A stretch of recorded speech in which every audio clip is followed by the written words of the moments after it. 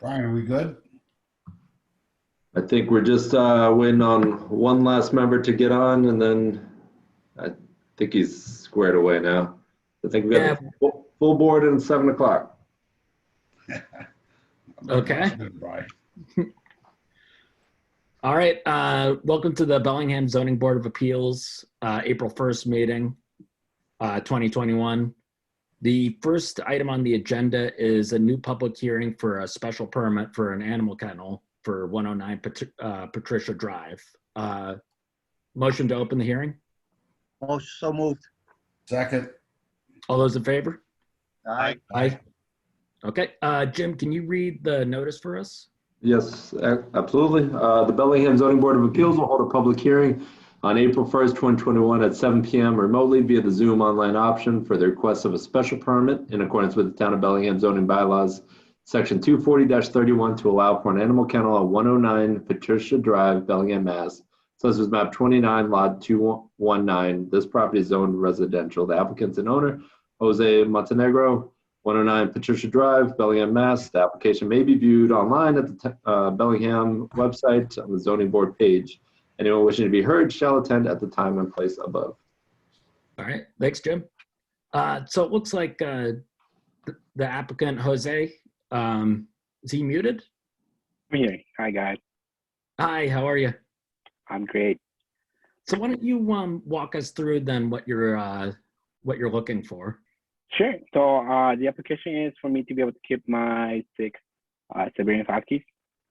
Originally, the plan was not to have that many animals at the house, but some things happened that we ended up having to keep 2 extra ones that we are not permitted to have. That's why we applied for the kennel license. Okay. And so let me see, I guess. And you lived there 2 years at your house? Just about, yes. And under the animal kennel, so you're allowed to have 3 dogs or other domestic non-farm animals. Is that right, Jim? By right? Well, so our zoning bylaw says 3, and I know Tracy's on. I believe the state law is 4 now. So we need to update our bylaws. So the standard is 4. So really, what the ask here is for the additional 2. And I will point out to anybody on the call here that this is a request for a non-commercial animal kennel license. So whether it's for commercial purposes or it's simply for an individual to keep more than 4 dogs, they still have to go through this process of an animal kennel license just by the circumstances of our bylaws as they are. Okay, thanks, Jim. So, Jose, so I guess, could you walk us through a little bit about what provisions you have that you've put in place or are going to put in place for Sure. 6 dogs? So at the moment, we have a full fenced backyard. It's a 6-tall fence all around the property, or at least the backyard. We've secured every exit that the dogs could get through, meaning if they dug under the fences, we've covered up the holes. We are actually planning on replacing most of the fences at the moment because they're all beat up. So hopefully, I think I could see them in the background there. Is that it? yeah, they're a little messed up at the moment. But hopefully, once the weather gets better and the ground gets softer, we'll get through most of them during the summer. What kind of fence are you looking to put up? The same thing. So the wooden fence, they're at least 6 feet long or high. That way, they can't get through by jumping them. The house does have a deck, which has also have been fenced up, so they can't get over the fence and run around the whole neighborhood free. Okay, because I guess, and obviously we'll open it up after the board comments, but my concern would just be that it looks like a relatively small lot. It just had the neighbors feel, and I guess at this point I'll open it up to the other members of the board to see what comments they have. A couple of questions, if I may, Mr. Chairman. The first question is, you said that you had 4 and then you originally got 2 more. Are you planning on keeping those 2, and how did those 2 end up in your? So I kind of, it was actually a little bit backwards. So first we had two. We ended up having a litter. At first, the litter was supposed to be 3 pups, but we ended up with 7. We managed to get 3 of those to family members and friends, but the extra 2 that we have currently that I'm applying for, people that were supposed to take them and actually ended up falling through us and not taking them. And at one of the points, I found someone out of our friends and family group that was gonna take him, and then ended up also falling out and returning them. So once they got returned, it was really hard for everybody of the family to let them go a second time. How old are they? They are about at least 7 months old right now. And do you plan on keeping all 6? Hopefully that's the plan, but if not, then we'll try to work something out where hopefully not to someone that we won't like hurt them, or someone that's going to be good to them. Because that's what the original plan was. That's why we were trying to keep them with people that we knew, someone that was going to take care of the 2 dogs that we weren't supposed to be keeping. But now, if that's not the case, then we'll do our best to see what we can do for them. Thank you. Hello? Mr. Chairman, if you don't mind, Oh, Yeah, go ahead, Peter. I have a few questions, and maybe Jim can answer the first one. I see the tax bill here as well on the applicant. Why is that here? That was an unpaid tax bill, but since that time, the applicant has rectified that issue. So there was a question of whether or not we were able to open up the hearing, and but they resolved that issue. And if I may, real quick, I see a number of individuals unmuted. If we could just keep ourselves muted for the time being, I know the chairman's gonna allow for ample time for the public to comment and make questions. So we'll do that at that time, if that's all right. All right, and if you don't mind me continuing, Mr. Chairman, I'm looking at the pictures here of the backyard and the fencing, and I mean, I gotta be honest with you, the fencing looks pretty bad, and the backyard is real small and very cluttered to have 6 dogs running around there. It's not giving me a warm, fuzzy feeling right off the bat. I can just say that. If I may, like I pointed out earlier, we are planning on switching out the fences. We are also planning on expanding a little bit towards the facing from the street towards the right of the house, so they can have a little bit more space to roam around. How many square feet currently or in the future do you plan on having? Because it looks like you have a pool in the backyard as well. Correct, So yeah. how many square feet of grass or dirt are we planning on having for 6 big dogs? To be honest, I wouldn't be able to tell you how many square feet. I can tell you about how many fences more we're planning to add. I believe it should be about 2.5 to 3 fence ways that we'll be adding. So the fences will line up with the front of the house and not go further out through it. Okay. Jim, Again, Mr. Chairman, I'm Sure. looking at the pictures and it just doesn't give me a warm, fuzzy feeling. I'm not sure if you had a chance to take a look at them. I know, I mean, to me, it just definitely looks like a dense neighborhood and a small lot area. And the backyard looks quite cluttered as well. To have dogs running around there safely. Well, I was going to say, the other question I was going to ask for Jim is, do we have anyone representation from the town as far as animal, for if Yes. there have been any public complaints or any kind of inspectional services? Yep. So Tracy is here, our animal control officer, and I know she can speak to this if you would like. Yeah, if she's available. Hi, Hi, how are you? good, how are you? Can you speak to some of those concerns that Peter was mentioning as far as the conditions right now of the backyard? And as far as area for the animals to kind of be able to run around and. The area is small. And he's talking about extending it. I have to tell you though, for 6 huskies, they are very well behaved, because when I went to the house to inspect, not one of them even barked at me, which is rare for a husky. I mean, they're usually really crazy. you know, he did exactly what I asked him to do. But, you know, the space is small, but I think that if he let maybe 3 out at a time and they, not all 6 were in the yard at once, I would feel more comfortable with that. Yeah.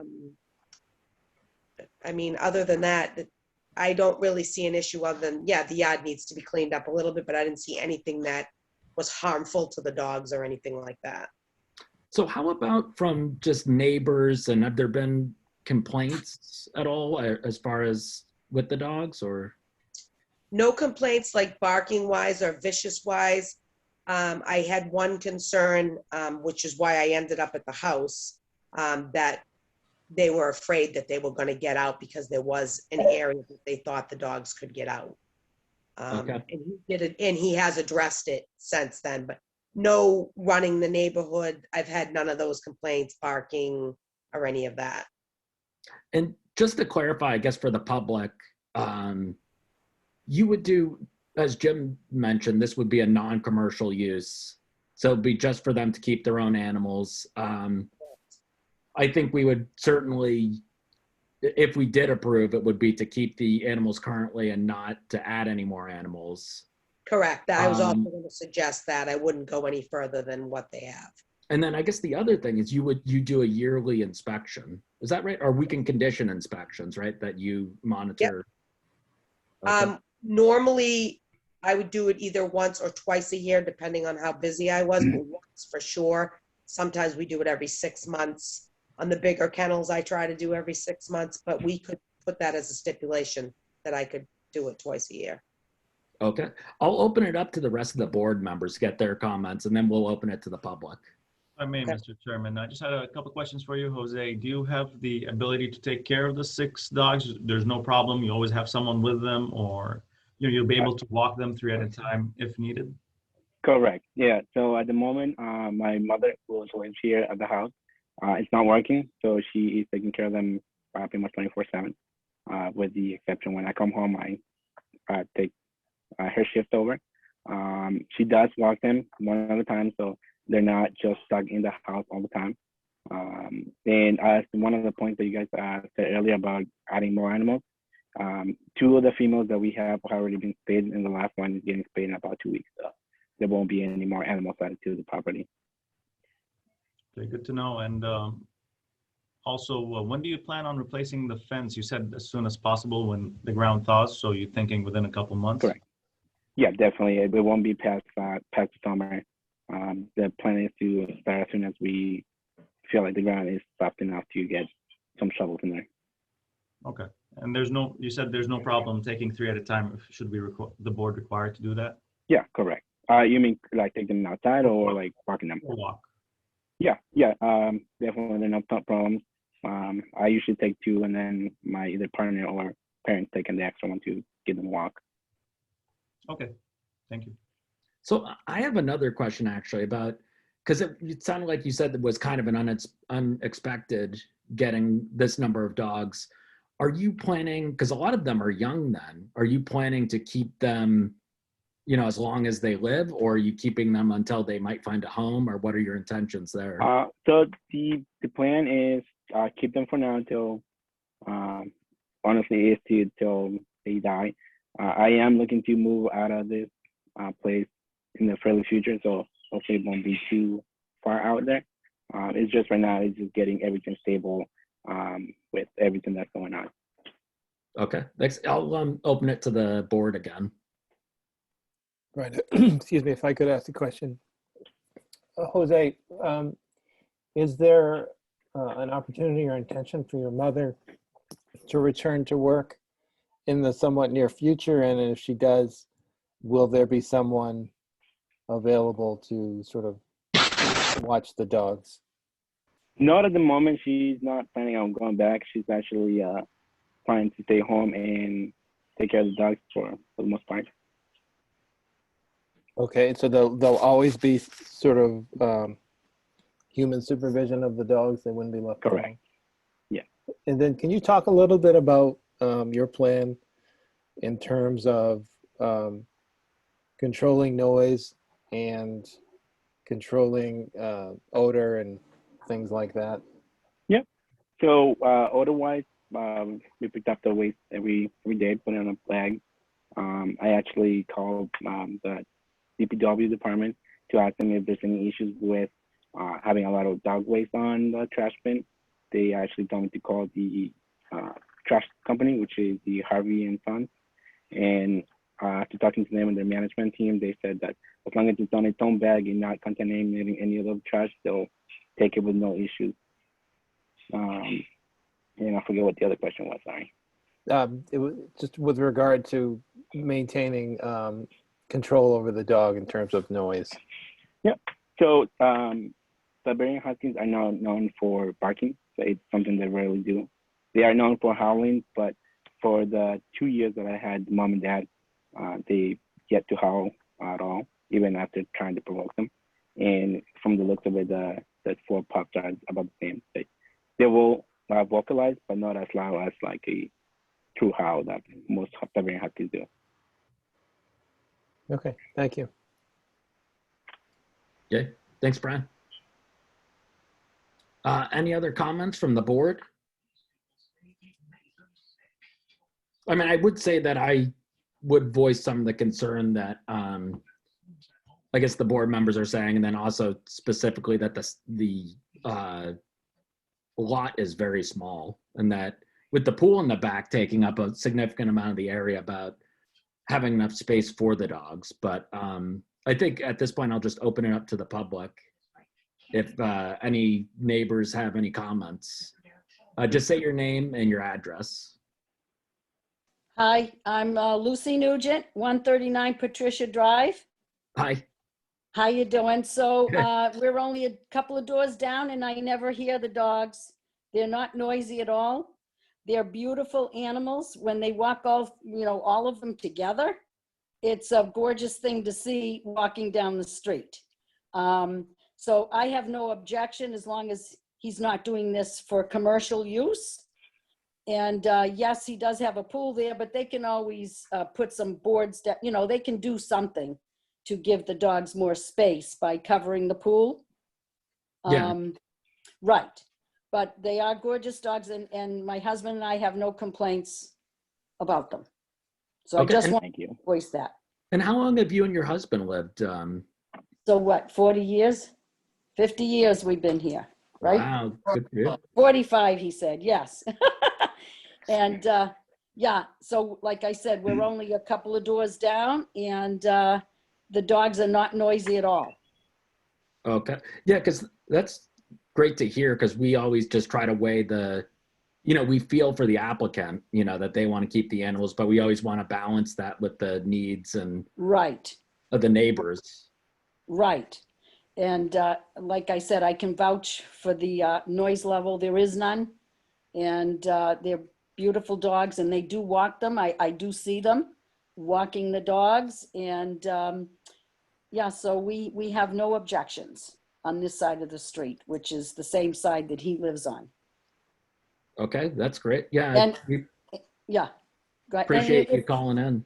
if Jose, if you need me to come down and help out, I'm willing to help out because I love dogs. Thank you. You're welcome. Yeah, because we always, I think it's always about, because dogs are particular too, it's kind of knowing that these particular dogs too are well behaved and that there's not going to be noise issues or odor. Right. Which I guess goes back to just Jose being a good neighbor and taking care of his animals. And so, Right. Okay. Yes. Did you have any other comments or? No, I just wanted to make sure, the reason why I'm on the call is because I wanted to make sure he wasn't going to commercialize the area, because this is a quiet street, and, as long as they're for his own dogs, then we have no objections. And Yeah, just to clarify, it would just be for his dogs. It's not like, say, Jose sells the house that someone else could move in there and have 6 dogs. They'd have to go through this whole process with us to get approval. And correct. so it's Right. just specific to his situation and not Right. And I'm a dog person, so if I thought the dogs were not being taken care of correctly, I would voice that opinion as well. you know, what I'm saying is like, yes, he's taking very good care from what I can see, what I can hear, you know, there's no noise. So, yeah, I have no complaints. Okay, thanks. Okay, you're welcome. Thank you. I'll open it up to any other, any I'd members like to of the make a public. comment. Yep, just state your name and address. I'm George Mullen. I live across the street at 110. Patricia.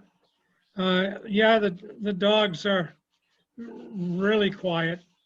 I guess it's, Jose, it's your mom that in fact walks the dogs. Every morning I see her doing it. My big concern is that there's the pool, but there's also 2 sheds. And you've got an extended porch.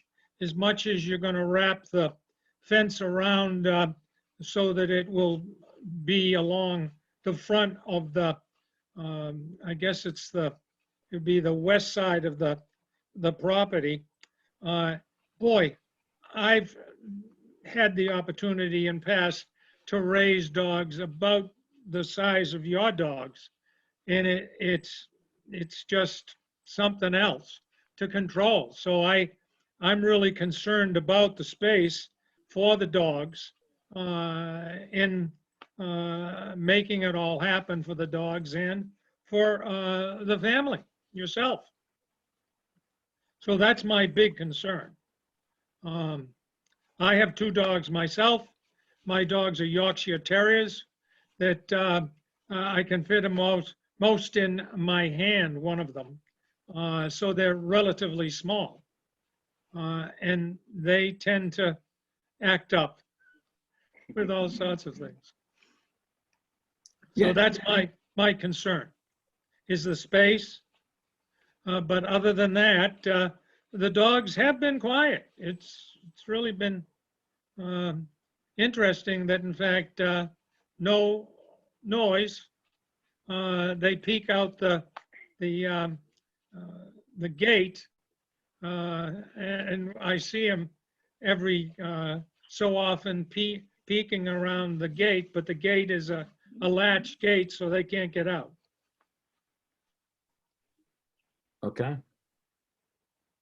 Yeah, it's a tricky issue, I guess, because for us as the board, so Jim, we're really, because some of it definitely falls within Tracy's kind of area of expertise, right? As far as like inspectional, we kind of weigh the impact to the neighbors and the community. Right. So yeah, this is a special permit for the non-commercial kennel. You know, it's kind of a team effort with this kind of stuff. We do rely heavily on Tracy and her team for safety aspects of it. Obviously, we rely on the Board of Health for health aspects of it. And you know, this is kind of the third line where we're trying to do our best to kind of hear out the neighbors and set conditions that might be able to help out.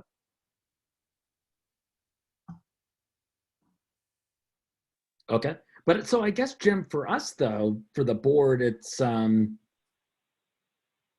far as the suitability of the area that's going to be enclosed in the yard, it's kind of outside our area, isn't it? I mean, I guess we're more concerned with noise impacts, odor, just kind of general impacts to the neighbors, right? Well, I mean, you can certainly take, some of the comments that you've heard today. I mean, I know Tracy had mentioned that, the dogs, she hasn't received any concerns over the dogs. I know Bruce Wilson has been in contact with them, and he hasn't had any concerns about the health concerns of the dogs. I mean, we certainly could include something where, the Board of Health also does a check-in, maybe with Tracy once or twice a year to just confirm that. It's something that you can consider. I guess the other one I know we've done before too is that we, with the weather getting warmer, we have done in the past where we condition that we have a follow-up.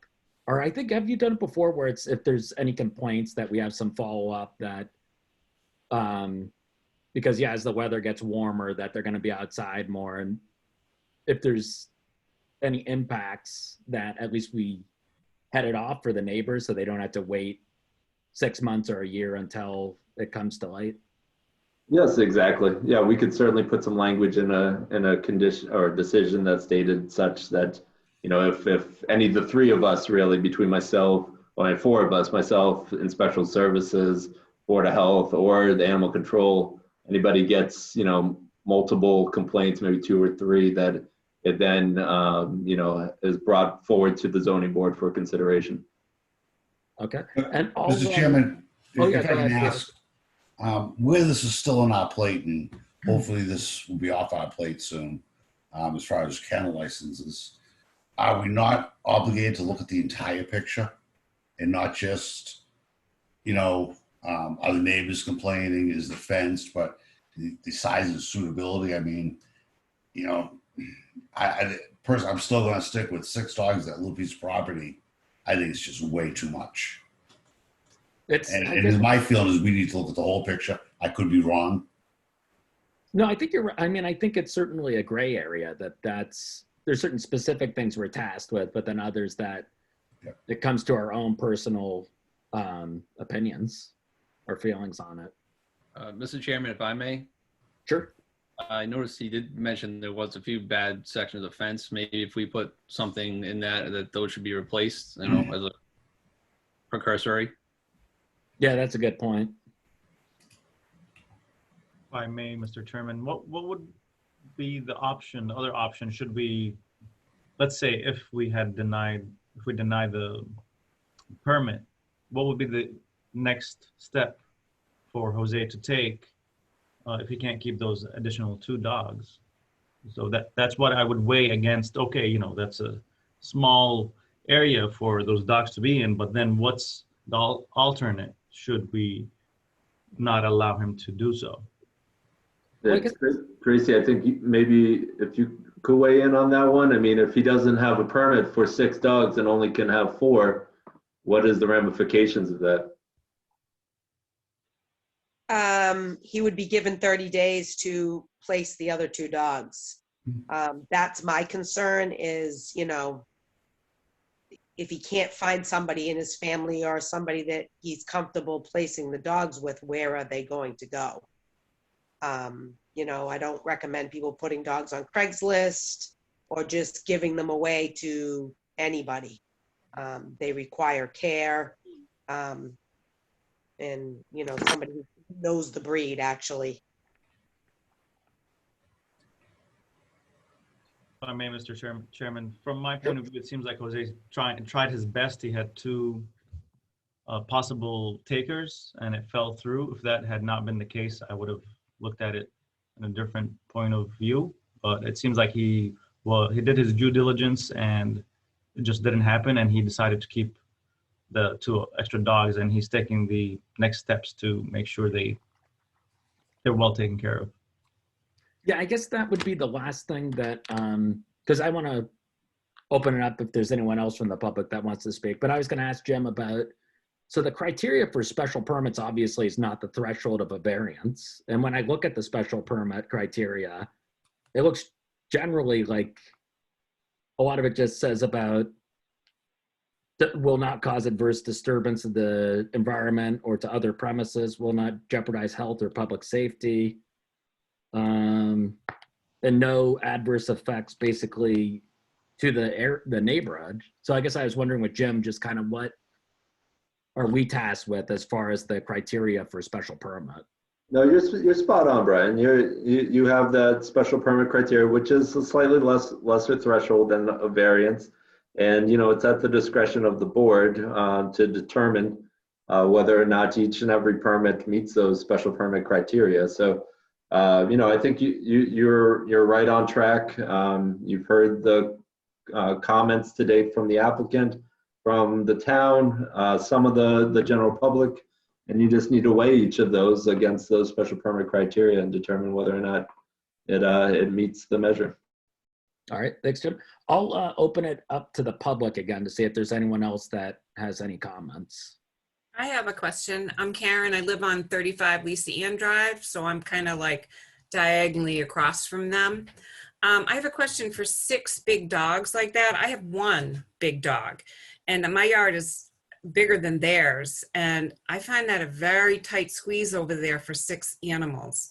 And I'm also concerned, is Jose going to be able to financially keep up with 6 dogs? I just brought my dog for his yearly physical. I got out of there with a $457 bill for 1 dog. So is he going to be able to keep up with their rabies and their distemper and all of it? I mean, it's kind of concerning. We are a very tight neighborhood here. We're only on 1/4 acre lots. You know, I find it hard, and I understand. Believe me, I'm a dog lover. I understand his dilemma. However, I'm concerned about the care of the dogs. It's a big undertaking. I mean, if he lived out in Uxbridge and had like an acre of land, you know, it's different. We're as close to condos as you can get. We're on top of each other. You know, these lots are small. I'm concerned about the odor. Actually, 6 dogs pooping twice a day is a lot of feces out there to handle. Is his mom, that supposedly is taking care of these 6 dogs, going to be also able to handle 6 dogs pooping twice a day? I don't know. I'm kind of on the fence about that. No, those are great comments. I guess I would ask Tracy, as far as your knowledge, are all the animals then properly, are all been spayed and taken care of? And because it is a good point about the financial and about to see just what their well-being is at this point. So if I may, financially wise, I'm not the only one taking care of all 6 dogs. I do have my sister and my father, and they are helping with all the bills. So they're getting split up 3 ways. Feces wise, they don't poop outside. So like when on their walks, they only poop inside the house, and they get picked up daily. That's why I had to reach out to the trash company to see if they were willing to take as much feces as we are producing. And like I commented earlier, they have no issues as long as they're on their own bags. And how old are the puppies then at this point? So right now they're about 7 months old. Mom and dad are about to turn 2. So I would definitely, I mean, to me, if we do grant it, certainly have the follow-up, because with the warmer weather and that if they are pooping outside and just for noise and everything else, I definitely think for the sake of the neighborhood and the neighbors to make sure that if there are any complaints that it can be brought in front of the board. Because I think there's a difference, it seems to me, that if you have, which is a lot of dogs, and even if that it sounds like you're, being a good neighbor, taking care of them, but then once the warmer weather comes and people are outside more, then we could get a better sense about, if there are any noise complaints or any odor complaints. Mr. Chairman, can I ask a quick question? Sure. Jose, and I really not sure I heard you correctly. Did you state the dogs poop in the house or outside? Well, not inside the house. They poop in the property, meaning in the backyard. Okay. I thought I heard you wrong for a minute. I was curious about that too. Yeah. Tracy, I have a question for you. Have you followed up with these 6 dogs to make sure that they are up to date on their rabies and town license and that type of thing too? Is that's a concern. Well, yeah, I was asking if Tracy's still on the line, or I don't know if Jim would know, but if they are. I am still here. Everybody was talking. I didn't get a chance. I don't want to interrupt anybody. Yes, there are 4 of them are licensed. The other 2 are not, because like he said, he wasn't sure he was going to be able to keep them or not. So he hasn't done that yet. They are all up to date. I believe there's 1, Jose, if I'm correct, that's still not spayed. Correct. That you're working on. Your appointment is due in 2 weeks. Yes. So he is doing what he needs to do to make sure that they're taken care of. Yes. Okay. As far as, obviously he's not going to license the other 2 if he can't keep them. So Yeah. until this was over, I told him he didn't need to do that. So it sounds like Jose's done everything as he should for, taking care of the animals. And I guess financially it's a hard one for the board because we can't really weigh to get into that as far as, is he going to be able to financially do everything that's needed for the animals? But certainly address the concerns about with smell and noise and just having that many animals on such a small amount of land. Well, licensure and rabies is kind of something he has to do, basically, for the state. You have to have your rabies. Yeah. And we actually, Brian, we have a record of that in our packet. Oh, it is in there. Okay. Yes, in our packet. Okay. And as far as, have you, what's your experience been then with the dogs currently? Have you heard any noise or any other? I have not, to be perfectly honest. I have not heard any barking from over there. No. But I know, I mean, for me, because we've had these, which it is kind of a unusual that it comes before the board. But I know for me that I usually do have a hard time with that, understanding how you can have that many animals on such a small part of land, piece of land. But sometimes it comes down to what we're allowed to use as criteria as a board, for the board to make decisions. But I guess I'll open that up to other board members to see if they have any other comments. Is there anyone else in the public then that has any other comments? Actually, I do. I kind of echo everyone else. It is a very small property. I live at 25, I'm sorry, I should have said that. My name is Margaret Manning. I live at 25 Lisa Ann Drive, which is completely directly behind this house. I'm in line with this house. I have the same type of property. It's extremely small. I do love dogs. I have one dog. And it's good to hear that the dogs are quiet, but they are 7 months old. It has been in the winter. It is curious to see what's going to happen when the dogs are older and it's in the middle of the summer. Sometimes in the summer last year, I worked from home and I'm still working from home, and I have the windows open and one dog starts barking and you can hear it. It just echoes through the neighborhood. So there is some noise there. I can't imagine if 6 dogs start barking, what the noise level will be then. Maybe they are quiet now, but I'm not sure that will always be the case. And again, the smell and the upkeep of 6 dogs, I think, is a lot on such a very small property. So I am very concerned about this. I understand that he's probably a very good dog owner and is doing his best at this time, but those dogs are going to get bigger and older. And there is probably going to be a little bit more noise level coming down the line. No, that's a good point. I mean, that's definitely true that as the dogs get older, and I know that would be my biggest concern too, is the lot size, and that it's one thing in the winter, but once it gets warmer and you guys are out more and the dogs are out more, then you really see the full impact of. And the neighborhood's walking the streets, and there's going to be more activity in the summer, people walking the streets too. If I may, Siberian Huskies are winter dogs, so most of the time during the winter they'll be out.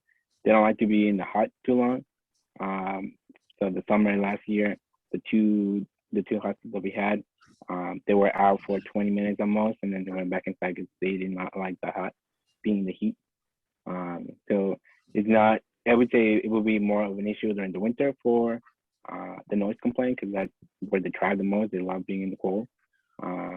Just wanted to address it, just to try to balance out hopefully a little bit of the issue. Okay. I'm going to open it up again to see if there's anyone else in the public that has any comments. Yes, I'd like to kind of reiterate what's already been said, but I did want to voice my opinion. My name is Heidi Yanishevsky. I live at 118 Patricia Drive, so I'm kind of diagonal from them. And I too think that the lot is entirely too small. Like, I can't even imagine my yard with a pool, 2 sheds, and a deck, and then 6 dogs. And they're not small dogs, they're quite large. And yes, they are well behaved. But I just think with 6 large dogs like that, things can go bad it can turn quickly. And what do? You know, it's just going to take one dog to get sick. And what do? How do you keep up? I just think it can go bad too quickly. That's too many dogs for that small of an area. Yeah, no, it's definitely valid concerns, and we definitely hear you. Appreciate you calling in. Is there anyone else in the public that has any comments? I have one more question for the board. If this ever is really put through by you guys and approved, does it set a precedent? I mean, does it set a precedent for anybody else trying to have if I had 6 labs, and I went to you guys and said, wow, the guy across the street has 6 huskies. Why can't I have 6 labs? No, it's definitely a valid concern, and we definitely do weigh that a lot, because you're absolutely right. We don't want to create a precedent that people think that once the door's been open, that's gonna, because I mean, we have concerns too, that we don't want to obviously create that precedent throughout the town. So these are always kind of just site and applicant specific, but it isn't, yeah, it's definitely difficult, because we have to weigh between, you know, the applicant and, you know, their needs, what's best for the animals and what's best for the neighbors and the community. Is there anyone else in the public that has any other comments? I'm Lucy Nugent again. I just want to say, I did hear Jose say that he wasn't going to be here, you know, forever. He is looking for another place for his dogs. Is that right, Jose? Correct. So I'm not planning on staying at this location forever. Right. I am Right. planning to get my own place. I currently live with my parents, so I Right. don't want to be in that position the whole time. So this would only be a temporary solution for him to be able to house all his dogs in one place. And I don't see the harm in it right now. And, you know, his financial issues are his own. I'm sure he's going to take very good care of all these dogs, and I'm sure he'll find a good home for some of them coming up.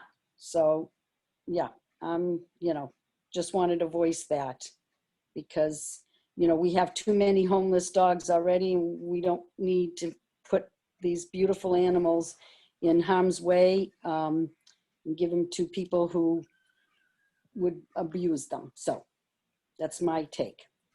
Yeah, no, I appreciate those comments, and I think they sound like they take great care of the dogs. And we do weigh that. We don't want the dogs to just be out on the street or given away. Right. And yeah, that's why it's tough to kind of weigh the concerns of his and then with the neighborhood. Right. Jose, I have a question. Your intentions are to spay or fix the remaining dogs, is that correct? Correct. So one of them already got spayed about, I believe, 2 weeks ago, and the last one is going to get spayed in 2 weeks as well. Okay. So there's no more animals going to be on the property besides what's already here. Okay. And just to address too the temporary about, I mean, it's tough too, because we don't know how long you will stay at the house. So we can't really take it into consideration too much to say, because who's to know whether or not you stay there for, you know, just a couple more months or, you know, a couple of years. So I think we have to, and for neighbors, I mean, if it is a situation that's impacting neighbors, that's, you know, a lot to deal with. If it is, neighbors are getting impacted by noise or odor or other issues. I'll see, is there anyone else that has any other comments from the public? Because I'd like to open it up. I'd like to kind of close it and open up to the board for discussion. So, Mr. Chairman, I'll move to close the public hearing. I'll second it. Okay, all those in favor? Aye. Aye. All right, all those opposed? Okay, so I'll just open up to the board. Brian, if I may. And wait, just to further clarify for the public, that means, yeah, all comments that closes the public comment portion. So now it's just the board members discussing. Yeah, go ahead, Brian. So I I think we looked at all of the issues pretty thoroughly, and we've discussed the pluses and minuses. From my personal view, just sort of in the abstract, I can't think of a more worse place to put 6 large dogs on such a small lot. That's probably the most densely packed neighborhood we have in our town. And at least in the abstract, 6 large dogs on a small lot, that the area in which they're free to run around is crammed, and that could lend to their excitement.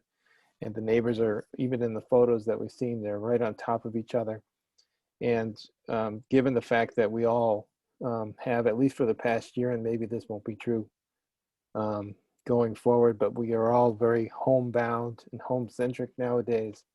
And with the like others have said, with the weather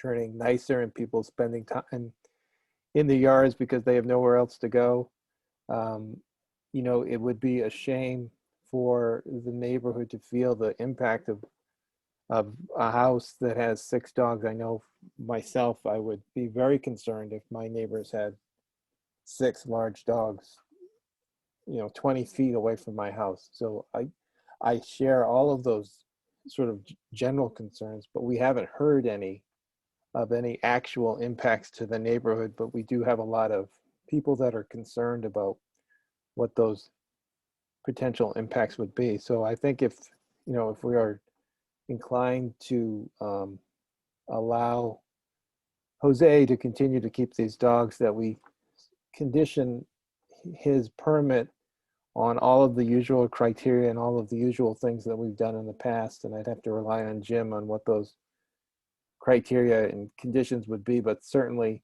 some number of complaints from the neighbors for any reason, an inspection by Tracy and her staff would, and failing that inspection, would somehow trigger a review and give the neighbors an opportunity to quickly address whatever potential problems there are. So I would be in favor of that.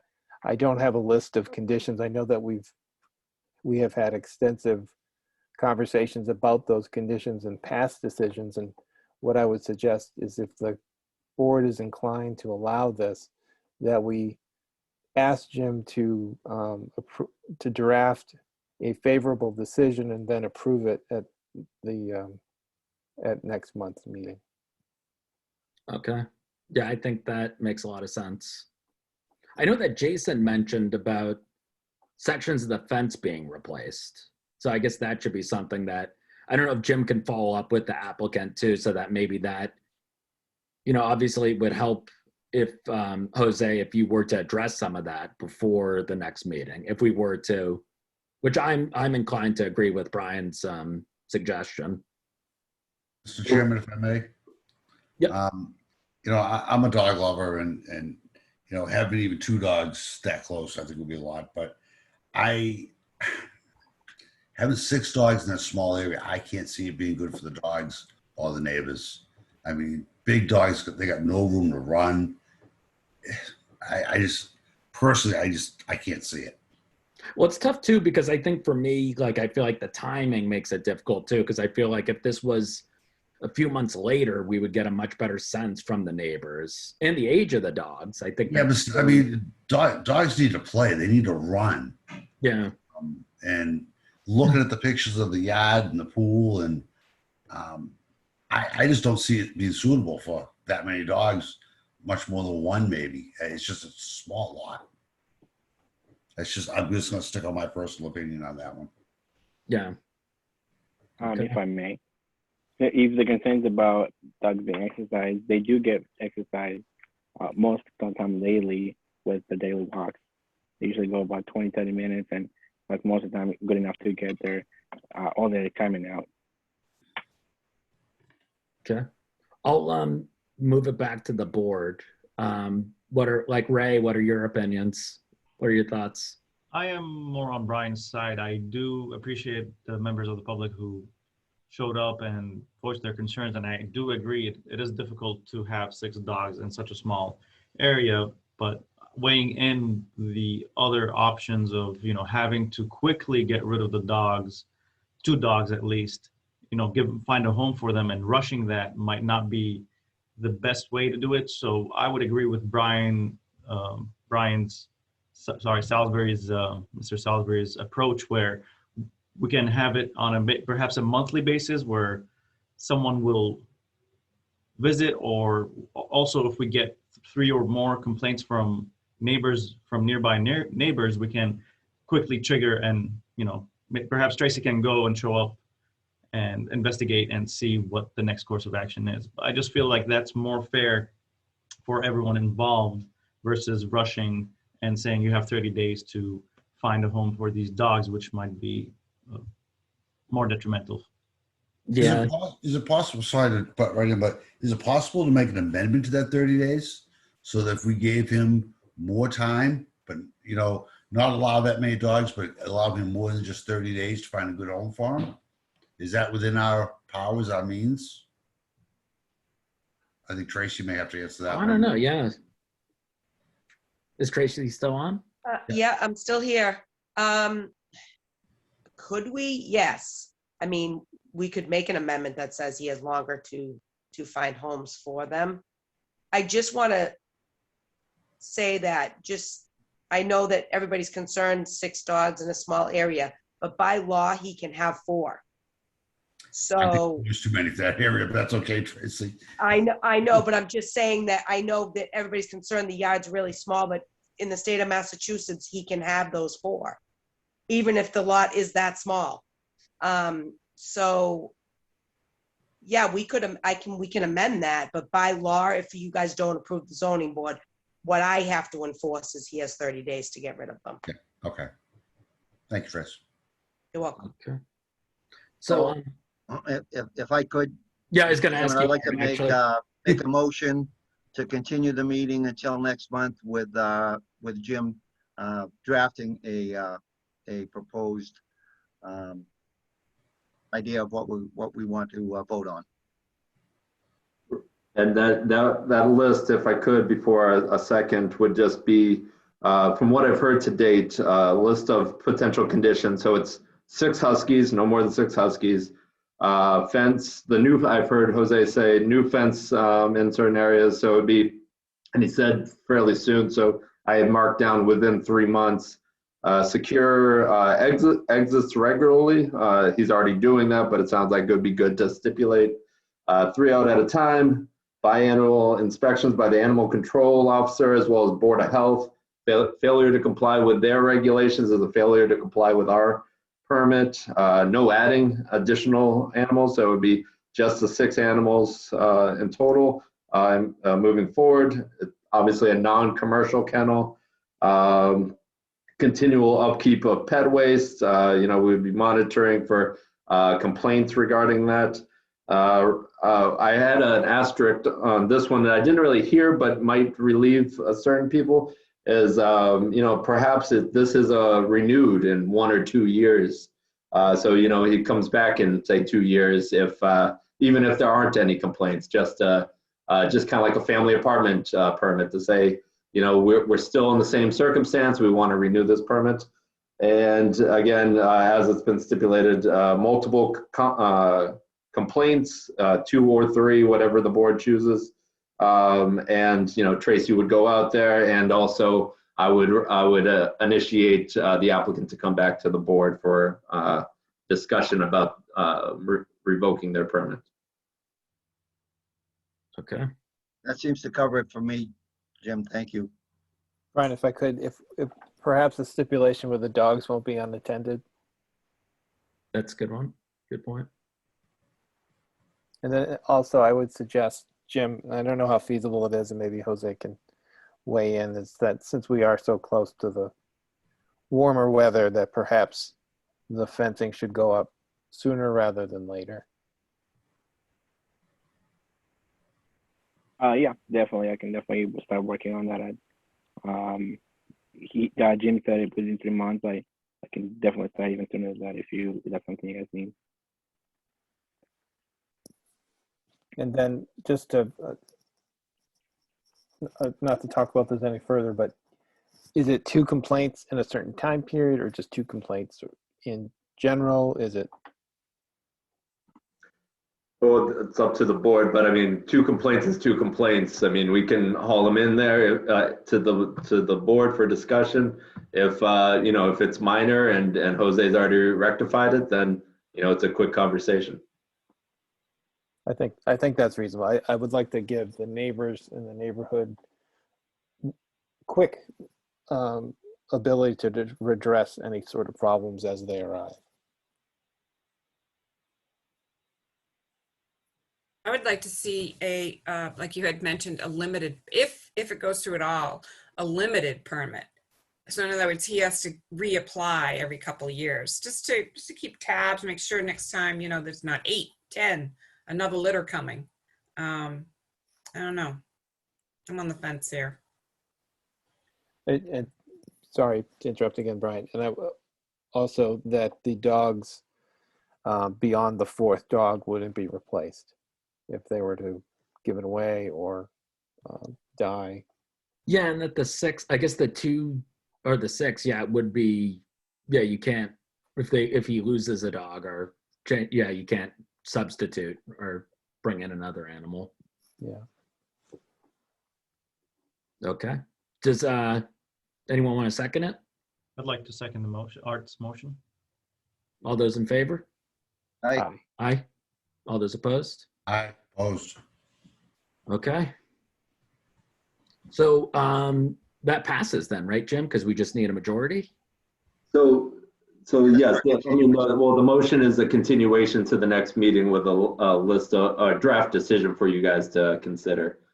So yes, it does pass. It goes to the May, I don't have the calendar in front of me. 1 second. May 6th. May 6th meeting, where you guys can discuss that finalized draft decision. Okay, great. I want to thank all the members of the public for calling in and letting us know your opinions and your experiences. And hopefully you can let us know how things progress this month at the follow-up next month. And thanks, Jose. Thank you. Thank you. Okay, I'll move on to the next item on the agenda. New public hearing for a variance for a front yard setback, 366 Lake Street. Applicant is Dennis Anderson. Motion to open the hearing. So moved. All those in favor? Aye. Aye. Aye. All right. Do you want to read the public hearing then, Jim? Yep.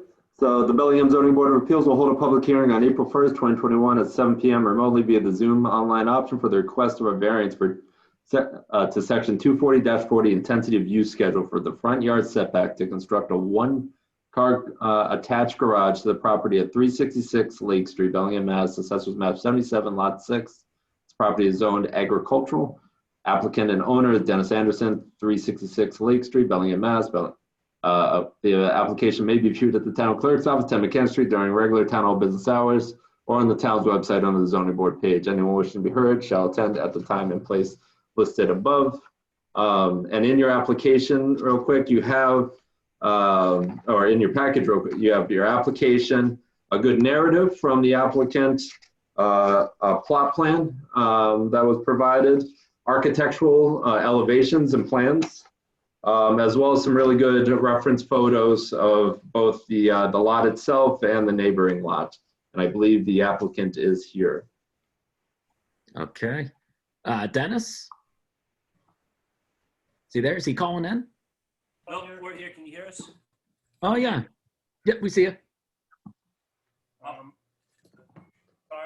the owner. I have some people speaking on my behalf because I'm not familiar with it. I can't hear him. Can you hear us now? Yeah, much better. You stay closer to the screen, I think. We'll stay closer. My name is Paul Bollier. I'm the architect working on this job. As Jim touched on, it is a single-family residence in an agricultural zone. It's a single-story ranch, 3-bedroom, 1 bathroom. They've lived here for 20 years. They were looking to add a garage, something that we can attach to the house, single-story garage, something that blends with the house, and something that that they can, come from outside come into the garage and be able to come directly into their house. Having said that, the lot has some constraints, which you can see from the site plan, and those are the things that we want to address today. I have Wayne here, civil engineer, with us, and he will speak on that end. Okay, and can you guys get a little closer to the computer? Because it does seem a little faint. Can I get your name again, too? It's Paul Bollier. I'm the architect working on the job. Okay. And Wayne is the civil engineer. I'll let Wayne talk. Okay, so you're, I guess, Dennis is looking to just construct a single big garage, right? That's attached. Correct. Okay. Yeah, if you want to walk us through it.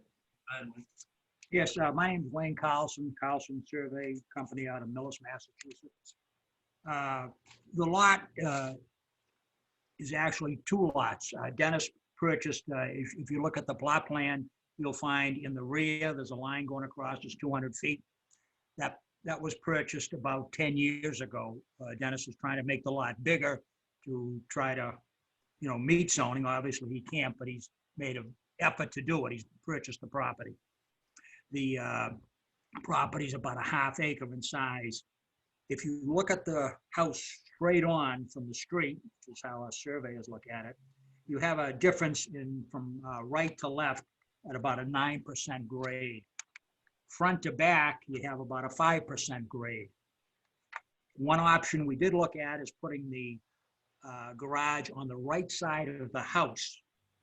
The issue there is about a 10-foot change in grade and about 8 feet to accommodate that. So really the only place we could put it is on the left side. The house is going to, the house sits very close, as you can see, at the narrowest point. It's 3 feet off the highway. And the highway is a county layout. It was established in 1935, rather. And I also have labeled on the plan, I think you can see it, the travel way that existed in 1958, or those two lines there. Oh, the two inner lines? Oh, wow. Yeah. Don't forget back then, not everybody had a car. Yeah. Now today, it's a much wider road. So from the center line of the road now, or from the travel way, it's 18 feet to the property. So we still got a little bit of room there, but he needs to be able to get a car. Every car doesn't have to be in the garage. You don't want it sticking out in the street.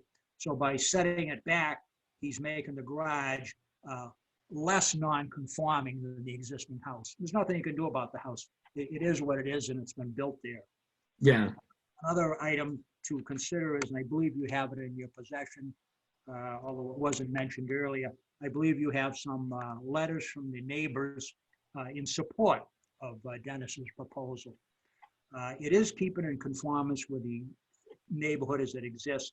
For instance, the house, again, facing the house on the left, their garage is also similar. It's closer to the street. But you try to do what you can do with what the constraints that you have. So Dennis has done everything he possibly can by buying additional land, trying to position the garage and it's only a single car garage. So he's inconsistent with the neighborhood. Mr. Chairman, that pretty well ends our presentation. Are there any specific questions that you or the board or the public may have that we can answer at this time? Well, so I guess the specific variance is for the front setback. What's the exact amount that you're looking for? Well, he's at 16 now. We're proposing to be 16. And I believe the offset is 30. So we need a 14-foot variance. See, I mean, it seems to me that you've done a good job looking at alternatives and that it's a pretty site specific. You definitely have, because I think even that's why we provided the pictures to try to help show that. I mean, with the constraints here, we've looked at a lot of different places on how to place this.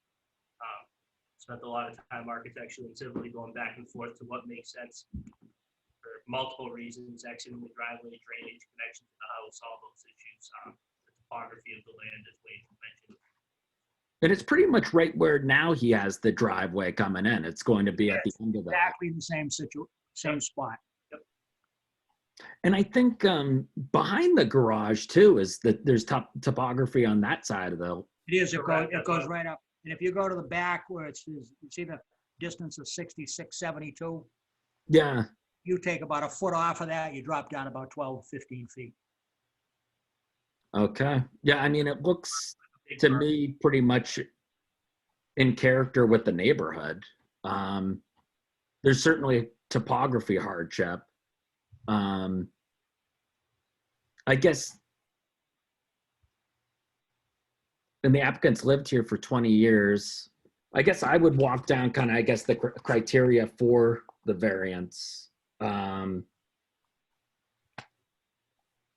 it definitely seems like there's I think the shape of the site, the pre-existing conditions, kind of the road, the highway kind of coming through, and the topography of the site, I think definitely seem to make sense for the need of a variance. I'll open up to the board to see what comments other board members have.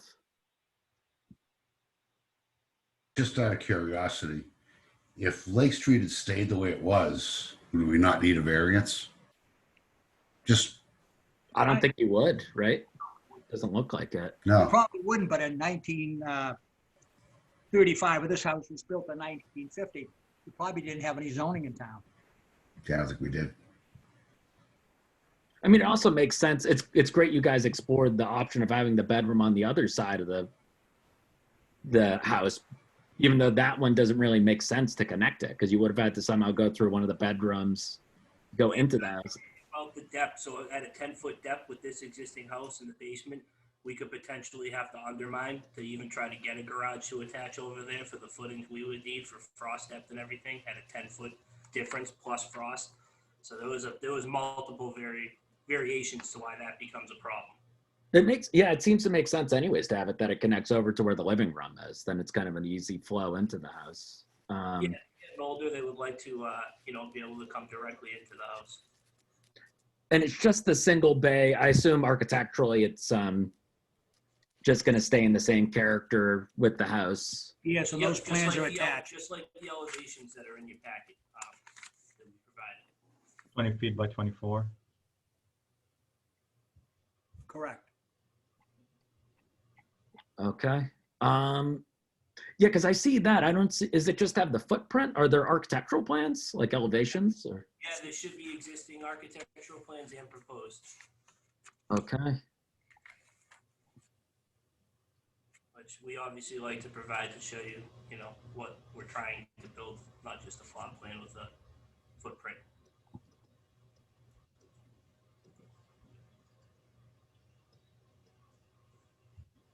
Mr. Chairman, I only see the existing. That's what I was wondering. Yeah. I'm scrolling through. I only see about the to say the same thing too. Yeah. Yeah, I think the proposed one is just a plan view where it shows the proposed addition of 2024. When they, I don't know why I gave them in the package, but Yeah, it should be on, the plan view should be the left side and the elevation should be the right side. Oh, I think it's just cut off. Oh, perhaps the scan got cut off. Yeah. Yeah. We see it on his screen right now. Yeah, it's your standard one-car garage right next to the house there. Same elevation as the top of the house, right? It doesn't change in elevation. that's the existing and that's the proposed. Mm-hmm. It probably cut off on the scan because that is. Oh yeah. Could you show that again? Okay. Yeah. I mean, yeah, it fits right with it. It's just the one level, obviously, just for the garage. Yep. So Brian, can I ask a question if you don't mind? Sure. So I'm looking at the property on Google Maps. It's obviously a very well-maintained house. It's a nice piece of property. I'm looking at the right side. If you were standing on the street looking at your house, and there's the shed that's off to the right. I see that the property does go down, but it's not. It doesn't seem very dramatic to me, at least when you actually look at it. Yeah, You know, I was expecting to see some sort of topography issues where there was some sort of drastic cliff or something. This is more of a, So you're wondering if it could go, and then it levels out to the, where the, looks like the shed is on that side. If I could just interject for a second, and I assumed an elevation out here, I didn't bring it to USGS. At the very right side of the lot, you're at 84.3 feet. At the left side of the lot, you're 102. But if you go from the right side up to about facing that shed, come out to the street, that's at 96. So you have around a 12-foot gain inside of about 20 feet. It's hard. You got a 12-foot gain. So on the grade, the elevations very well. But as you come at the very right, you're about 84.3. You come up to the elevation where the shed is, you're about 96.6. You go over to where before the next jump comes up, it goes up about a foot. It's pretty level there. Then it jumps up to 104. Where does it hit 104 though? It hits 104 at the tree line. I mean, at there's some arborvitaes there. Yeah. Yeah. To the right of the house, maybe 25 feet to the right. Mm-hmm. Yep, I see it. All right, and then at the house, it's roughly 200. I'm sorry. Then you go all the way to the left, you're about 102. So what is the, so what's the distance between the end of the house and say where those arborvitaes are? About 25, 30 feet. And then the issue of building the garage on that side would be, If you do We that, also have a septic over there as well. yeah, the septic system's there. oh. So is it, yeah, what's the proximity to the septic? I mean, is it like right? It's to the right of the bulkhead. so that's probably the real concern, right? It's not so much the topography. In my opinion, it's the septic system there, and we don't want to move it. I mean, that gets pretty pricey item to relocate a septic system. Right, but that's not owing to the topography of the soil. It's the septic system's there. We want to build on the other side because this slope is not as dramatic as one might believe. I think it seems more dramatic if you would actually come out. Like if you're standing in the driveway, you're looking at bulkhead height from the house. I mean, the difference is pretty drastic there. And then the driveway from the street coming up the front of that slope, it just seems like we're being a problem on the other side, on top of the septic and what I need for frost walls and what the depth of this foundation is. How far out we can go. The elevation at the gutter on the right side of the house where you're indicating maybe put the garage is approximately, I'm interpolating here, it's approximately 97. And you got to come up to 104. So what you wind up doing is having a 7-foot slope on either side of the driveway. You'd be taking your life in your hands to back out. Either that, you got to take the whole slope out and relocate the septic system. Well, I agree with Brian. I mean, if that's correct with the septic, because of, if you couldn't build on that side of the house without having the need to move the septic, then that's your hardship right there. But it sounds like topography is obviously an issue as well. Yeah, I don't know if I would agree that I'm not trying to give you a hard time, but I was expecting to see something much more pronounced than this. Is sort of a gentle slope that goes off into another larger area where there's a nice shed and a level area. And there's, I mean, the bulkhead sticks out from that area. I don't know how far that is. If that's 8 feet out, you would go out. So that, I mean, there's an existing foundation that goes out from the home. Yep. So then I need to keep in mind how far this goes out and where that grade changes. Because if we bring this up closer to the house like we would, and we pour a slab on grade in there, that foundation wall facing that giant grade change as well becomes more of a retaining wall. Obviously, if we're gonna put a slab inside and we're gonna compact dirt, then that becomes more of a retaining wall due to it. So once we start to push out so far, we start to run into those problems as well, on top of the septic, obviously. Yeah, to me, if you go north more towards on Lake Street, you can kind of see right behind those trees, it's kind of, the slope is more prominent if you're looking at Street View on Google Maps. That's what I was looking at. First, I agreed with Mr. Salisbury, but then if you move north, you can see that if you're placing the slab on grade, you're going to have a pretty extreme slope right in front of where the shed would go, the garage would go, sorry. Mr. Chairman, if I could ask a question? Yeah, go ahead. Actually, two, if you don't mind. If you did go to the right, wouldn't you be closer to the property line, need more of a variance, where the house, it kind of sits on an angle to the road? Correct, Right, so we'd be looking at more of a variance to go to the right. correct. And if I can ask one more question, what's the property to the right of your property? Is that owned by you as well? If you're looking at our property from the street. Yeah, on the right-hand side, yeah. If you're looking at it from the street though, Yeah, neighbors. it is your neighbors, okay. And Yeah, I mean, Mr. Chairman, I think if we go to the right, it looks like more of a setback. And then we got to go to the town and get a curb cut as well. Yeah, I think you're right. And also would have to go to conservation. As you go to the right, on the right-hand corner, you go wetlands.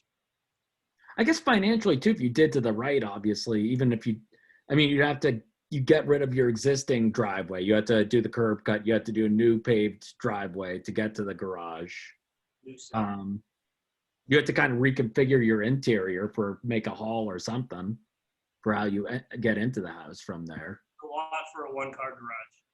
Yeah, it seems a little excessive. So there are no curbs. Just throwing that out there. Oh, there's yeah, but I think every time if you create a driveway to the other side, you still have to go to the town. Oh, I see what you mean. Yeah, that's right, Brian. Notify them driveway. Yeah, but and again, I think if it goes to the right, we would still be sitting here talking about variance. Right, but that's right, and we would still be looking at the shape and topography of the soil, and You would have to pay. the expense of moving a septic system is not due owing to the topography of the soil. Again, I'm not trying to stand in your way, but I just don't see it. I want to see it. Believe me, I want to see it. But and again, can we get down to the facts and figures? If we were to go to the right, how many foot variance would we be asking for? Are we asking for less on this side or more on the right? We're asking for less on the side we're on and more on the opposite side. We'd be asking for another foot plus, probably 2 feet plus, what we're currently asking. Yeah, because like Peter is saying, it's angling in. And Yeah. the road is closer for over there. And we'd be losing a bedroom. Yeah, I think that's a hardship. You lose the bedroom and you'd have to do a new driveway. In a 3-bedroom, 1-bathroom house, it's kind of tough. Small range. But I get what Brian's kind of saying is that, I mean, I guess in a way, the septic would be the real big hardship. In my opinion, and again, I'm not an engineer, obviously, but it doesn't strike me as, in the past, it's always been something is very unique about this particular parcel that makes it an exception to our zoning laws, that we could say, okay, for you, we're going to make an exception. You don't have to follow the rules. But in order to do so, it's going to be something really out of your control about this piece of property, not about septic systems, not about losing bedrooms, not about, well, if I did it the other way, we'd ask for another variance. There's something so special and unique about this particular piece of property that it can't possibly comply with the zoning laws because of that unique particular aspect of the land. And believe me, I want to see it, but I just don't. I have to call a ball and a strike a strike. I just don't see it. Brian, let me ask you a question if you don't mind. Sure. does the town widen the road over the years? Does that constitute hardship? In other words, if the town hadn't encroached that property back in 1958-ish, he would have an issue. I'm trying to help him too. Yeah, no, I get it. I Yeah. get it is what it is, but he bought the house after 1958. That's I'm true. assuming. So he bought it knowing where the lines were, where the road was, and where the right of way is. Again, I'm not trying to be a stickler, but for variances, we have always been told to be sticklers, and I don't know. Well, I guess, is there any other alternative for where they could place it if they want to do a compliant one bay garage? It doesn't seem like there is, though. It's not our task to necessarily find a workable solution. Yeah. It's just to say, okay, here are the facts, here are the circumstances, and apply the bylaws. If I may, Mr. Chairman, I feel like the law exists because, so that the garage, in this case, doesn't encroach too close to the street. But given that the house is already much farther up towards the street, I don't want to set a precedence, of course, but at the same time, it seems like the garage is going to be set way back. And given that it is going with the traffic, you'd be much closer to the house than the garage itself.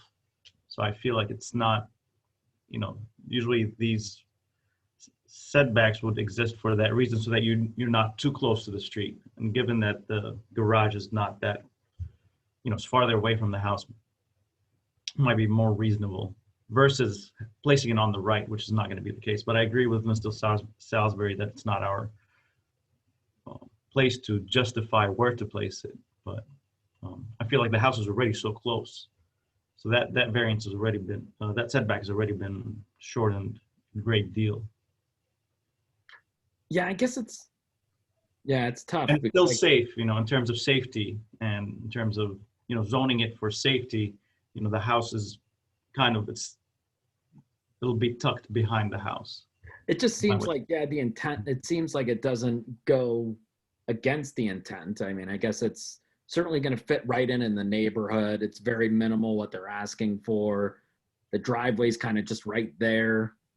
Mine agricultural use has a bigger setback. Obviously, there'd be different machines or things coming out of here. It is a single-family residence, which is closer to 20 feet near town. So all these things can kind of weigh into it as well that we looked at. I guess I'll open it up to anyone else on the board then. I don't know, Art, what your thoughts are. I agree with you, Brian, and with you, Brian. I agree with both of you. One of them, it doesn't meet the requirements for a variance, but on the other side, with you, Brian, right? It's the intent of the bylaw, and I don't think we're going too far off here with regard to this particular situation. I think it is unique. So I guess going back, Brian Salisbury, I guess what's the toughest hurdle for you to get over then? About, you don't feel that it's a specific hardship relating to the particular property, or what do you think is? Yeah, no, I it is a tough one. That's why I'm asking. It's a tough one, and I appreciate what Ryan was saying, what you're saying. Now that I look at it, that the house is already kind of already there in terms of the setbacks, and so what would be the harm of? Now that I look at it a little differently, I get wrapped up in the literal. It's just it's supposed to be something that is given out on the rarest of occasions and for very unique circumstances with a unique set of requirements to satisfy. And so sometimes, I'm looking at the other side now, and I think everyone's right that it's already sort of close to the road anyway. So, you know, there could be, there's, you know, I don't know, maybe I was wrong in my assessment, but I, generally speaking, It is tough because I think with the roadway getting widened, do you feel like party wants to take that into consideration, but then you can't because it is true if they purchased it after that occurring. That's kind of what the situation was when they came in. But Mr. Chairman, if I may ask a question? yeah, go ahead, Jason. I'm just wondering if you guys might have considered pushing the garage back a little further. It looks like you could still line up landing into the living room, if I'm reading this right. So that Oh, just maybe to move it out of further. the variance. It would be a little L shape in the backyard, which wouldn't be ideal, but it would kind of negate this. We have So it'd be moving 14 feet back from where it is. Probably not. Yeah, now that I'm reading. full 30, and then we have a giant berm off that back corner. Topography. It goes Okay. up 12 feet and it drops 10 or 12 feet to the sportsman club behind. So. Okay. Sorry. So No, it's a good question. Oh yeah, we trust me. We looked at it as well. Right. so the garage would have to be, if it was positioned to comply with zoning, would have to be behind the house. Correct. Just push it back even more, and then you've got a big berm in that back corner. So the house doesn't exist. Is a non-conforming. Correct. Well, all right. Well, I guess in that situation where the house is already non-conforming, we're not making something worse, I suppose. Yeah, but Brian, everything you brought up is definitely valid. I mean, Yeah. kind of why we're here to hack it out. Yeah. Stuff in placement, and we definitely looked at multiple placement of this structure. I don't know about you guys, but I can't hear him. Yeah, can you get a little closer to the computer? I said we tried to be conscious of all these things as well and look at multiple places to put this structure. And that's kind of where we came back with where we think the best space is for traffic safety. You're still too far back. Can you hear me? Better get closer. How about now? Much Oh, better. that's better. All I was saying is that we looked at these options that you folks are talking about and the placement of this, and that we felt that this was the best design intent that we could put forward to the board. Okay. I'll open it to the public if there's anyone out there that has any comments.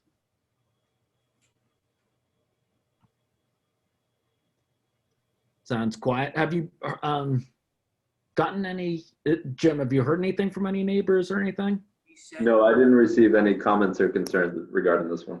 I sent Jim some letters. The homeowners were proactive and went out to the neighborhood, explained to the neighbors what we're doing with our plans, and we sent over some signatures from the neighbors in support. Okay. Motion to close the hearing. Second the motion. All those in favor? All right. All right. Okay. Discussion, or does anyone want to make a motion? Motion to grant the permit as requested. Or the variance, I should say. I'll second it. Okay. Yeah. All those in favor? Well, can I ask one question, Oh, Brian? sure. Yeah, go ahead, Brian. Jim, is there any special conditions or anything that we should be thinking about or cognizant of? Not really on this one. I think in terms of actually the construction aspects of it, I mean, they're gonna have to pull a building permit with the building office. So, certain silt fence is gonna have to be required, they're not gonna be able to disrupt the Lake Street. So, riprap will likely have to be laid down. So we can certainly put it as condition for us as, construction management to pre-construction meeting if need be, but I believe inspection services are going to be requiring all that as well. Okay, thank you. Okay. So was it second? Yes, it was. Okay. I second it. And it's a motion for approving of a 14-foot variance, right, Jim? Yes, that's correct. Okay. All those in favor say aye. Aye. Aye. All those opposed? All right, that passes. All right, thanks. Mention the appeal period, please. Yeah, 21-day appeal. Yeah, Yeah. yeah, 20-day 20 appeal, days. and our office will be letting you know when that gets through the appeal period, or if anyone has appealed, and then we'll send you the permit, and you'll just need to get that recorded before pulling the building permit. We would just like to thank the chairman of the board for your time tonight. All right, thank you. Good luck. Thank you. Thanks. All right, thanks, Art. I'll move to the next item on the agenda, new public hearing for a special permit earth removal between Mechanic Street and Charles River. Applicant is Snowflake LLC, care of Kevin Lobisay, President. Motion to open the hearing. We could hear you. Okay. I believe motion to open the hearing. Oh, so moved. Second. All right, all those in favor? Aye. Aye. All right, yeah, you read the public hearing? Yep, the Bellingham Zoning Board of Appeals will hold a public hearing on April 1st, 2021 at 7 p.m. remotely via the Zoom online option for the request of a special permit in accordance with the Town of Bellingham zoning bylaws, section 240-114 for earth removal to accommodate a residential development on the premises located between Mechanic Street and the Charles River, assessors map 51 lot 13-1. This property is zoned suburban and business 1. The applicant is Snowflake LLC, Kevin Lobiser, president, 1 Charles View Road, Suite 1, Hopedale, Mass. 01747. Owner is Varney Brothers Sand and Gravel. Leslie Varney, P.O. Box 94, Bellingham, Mass. 02019. The application may be viewed at the Bellingham Town website under the zoning board page, as well as the town clerk's office. Anyone wishing to be heard shall attend at the time and place. In your package tonight, you have quite a bit of material here. You have the application itself from the applicant. You have a pretty detailed narrative regarding phasing of the project. You have obviously the certified abutters list, and a lot of information regarding soils and the surrounding site. And you have a full plan set regarding earth removal plans. And through that, I believe the last 2 pages really are something that kind of gives you a holistic review of this project. And I know Mark Allen is here representing the applicant. All right, thanks, Jim. So so we're not talking to Kevin then, we're talking to Mark? Is he on the phone? Yes, yeah. So Mark Allen, Allen Engineering. I'm here with Mike Dryden from Allen Engineering as well. We're here on behalf of the owner and the applicant, just to kind of walk you through the process of the earth removal permit that we're seeking from the ZBA tonight. In a nutshell, this project has come along over the last 2 years. You may recall at a town meeting in 2018, an overlay district was voted, approved in this particular part of town for what they call a downtown residential overlay district, in which this type of development can be permitted. So we are sort of at the 10-yard line now. We're before the planning board, before Mass EPA, we're before the Conservation Commission, DPW. So we're comfortable now that the type of earthwork that is needed to put in the infrastructure of these roads is the final grading. So we just want to bring it to you folks to sort of go through the process of when the material is going to come out, how the material is going to come out, where the material is going to come out, and just to let you know that this process is due to a particular project. It's unique in the fact that this is not a gravel removal for sale type of. You might recall the Varneys would be selling gravel, and that's what this particular bylaw is for. Is sort of a gravel removal permit where it's just gravel. This particular project is for the development of a residential community.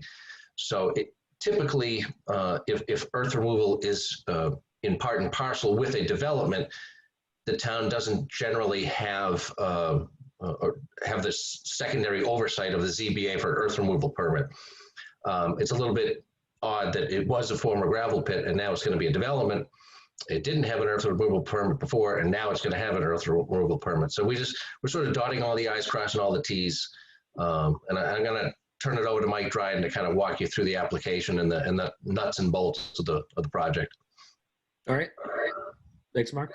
Thanks, Mark. Can everyone hear me? Yep. Great. Mark, you stole a little bit of my thunder, but that's quite all right. Again, Michael Dryden, Senior Project Manager, Allen Engineering. Is everybody generally familiar with this project site, its location? I could very easily just spend 5 minutes and give you a brief overview of the site, existing conditions, talk a little bit about proposed conditions, and then sort of walk through at a high level the project narrative that we provided and touch on some of the highlights, if that's appropriate, Mr. Chairman. Yeah, I think if you can go through it relatively quickly. Okay. Would it be possible to share my screen? Yep, I gave you co-hosting abilities for the one I'm looking at your face, but is it the phone or that one? It's my face. I am on my audio is through the phone. All right, cool. So you should be able So to. I have the ability. Can everyone see that? Yep. Perfect. Okay, just a little bit about the site.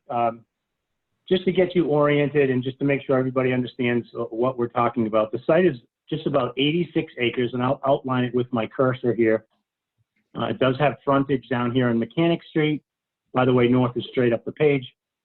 Abutting land uses, the Charles River is just to the north, and obviously the railroad as well. To the east of the site is the newly constructed Lincoln Property Project. If you're familiar with that driveway off of Mechanic Street in this location. Along the southern border of the site are miscellaneous residential properties, as well as I believe what's called the Union Cemetery in this location. And then of course to the west of the site is town-owned property. This is Common Street, the town hall is here. This essentially is all town-owned property right here. And there are, in addition to the project itself, there are off-site improvements that are proposed on town land, and it's important to note that, and we'll talk a little bit more about that as we get into the nuts and bolts of this. Just a little bit about the site. Again, it's 86 acres, and there are numerous wetland resource areas on the site. I just want to walk you through those very quickly. There's a perennial stream that flows through the site in this location. There's an intermittent stream that flows through the site in this location. Numerous extensive bordering vegetated wetlands that border on both of those streams. There's an area of bordering land subject to flooding in this location to the north. Another small area of bordering land subject to flooding here. There's a small area of isolated land subject to flooding in this location. And then there are numerous small vernal pools on the site as well. That sounds like a lot, but again, this is an 86-acre site, and as we get into the development, you'll see that we're actually respecting all of the buffer zones to all of those resource areas. And what you see beyond the extent of the development, essentially all these white areas, is open space. There's about 40 acres of open space that's proposed as part of the project site. A little bit about topography, as Mark mentioned. The site is owned by Varney Brothers, and for decades they've been removing gravel from the site. So as you can imagine, the topography is undulating and quite irregular in some areas. Just to give you an example of elevation change, the high point of the site along the eastern boundary is about 330, and the low point in the northeast corner of the site is about 210-ish. So we do have over 100 feet of grade change. Which sounds very severe and significant, but again, it's a very vast, sprawling site. A little bit about site access. This is Mill Street here, and it's currently a dead-end road, as I'm sure you know. So the site has frontage on Mill Street. It also has frontage along Mechanic Street. So those are the two access points that we are proposing. And a little bit about the roadway network. Road A is a collector street that extends from Mill Street all the way through the site out to the Mechanic Street frontage. That's about 4,500 linear feet of Collector Street. There are 3 other streets. This is Road B, and these are secondary roadways. Road C, and finally this lollipop shape is Road D. Those 3 roads in aggregate are about another 4,500 linear feet. So in aggregate, we're talking about 1.7 miles of roadway to accommodate this project. The project itself consists of 171 residential units, 105 of which are single family. And all of the single family units are located north of Road A. So this pod here and this large pod here, north of this main roadway, are the single family residential. Then there's another 66 units in townhomes. There are 22 triplexes, again for 66 total units. Those occur on the south side of Road A. There's a large lot here, another one here, here, here, and then the only exception is there's another bank of residential units on the north side of Road A in this location. As I mentioned, there's 40 acres of open space. Essentially the white areas that you see, that far exceeds the minimal amount of open space that's required under the regulations. Any questions about the site? I realize that's a very quick high-level overview, but I wanted to spend most of the time here on earth removal, which is really the subject of this special permit request this evening. So what, what's the general phasing? And I mean, Mill Street, is that going to be the primary road that the initial earth removal is going to be occurring and transported? Yeah, Mr. Chairman, I'm about to get to phasing. I do want to spend a few minutes on that, so just bear with me. I'm following along in the narrative, so I just wanted to touch on some of the background and some of the on-site testing that we've done. We've done an extensive boring program as well as open test pits to determine not only on-site general soil characteristics, but also estimated seasonal high groundwater. So as Jim mentioned earlier in the packet, we've provided all of that tested data. I certainly don't anticipate going through that tonight, but it gives you a good representative idea of the soil types and the elevation of the groundwater. So with that, I'll jump right into your question in project phasing. Clearly, we're talking about a sizable residential project here, and phasing is certainly in order. What we are proposing at this point in time is 3 overall phases. And I do want to stress that this is intended as a general guide. We're civil engineers, but we're not construction managers. So at such time that we do bring on a construction manager, we do want to have some flexibility in exactly how the earthwork is attacked. And the 3 phases could turn into some smaller sub-phases, but I think at a high level, we're talking about 3 project phases. And phase 1, to answer your question, Mr. Chairman, would essentially start at the end of Mill Street. So to describe it in general terms, phase 1 would entail construction of Road A, which is the through road, the 4,500 linear feet that I spoke of. It would entail all of the earthwork immediately adjacent to Road A to accommodate the building pads for future development. And that volume for phase 1 for Road A is about 240,000 cubic yards of export.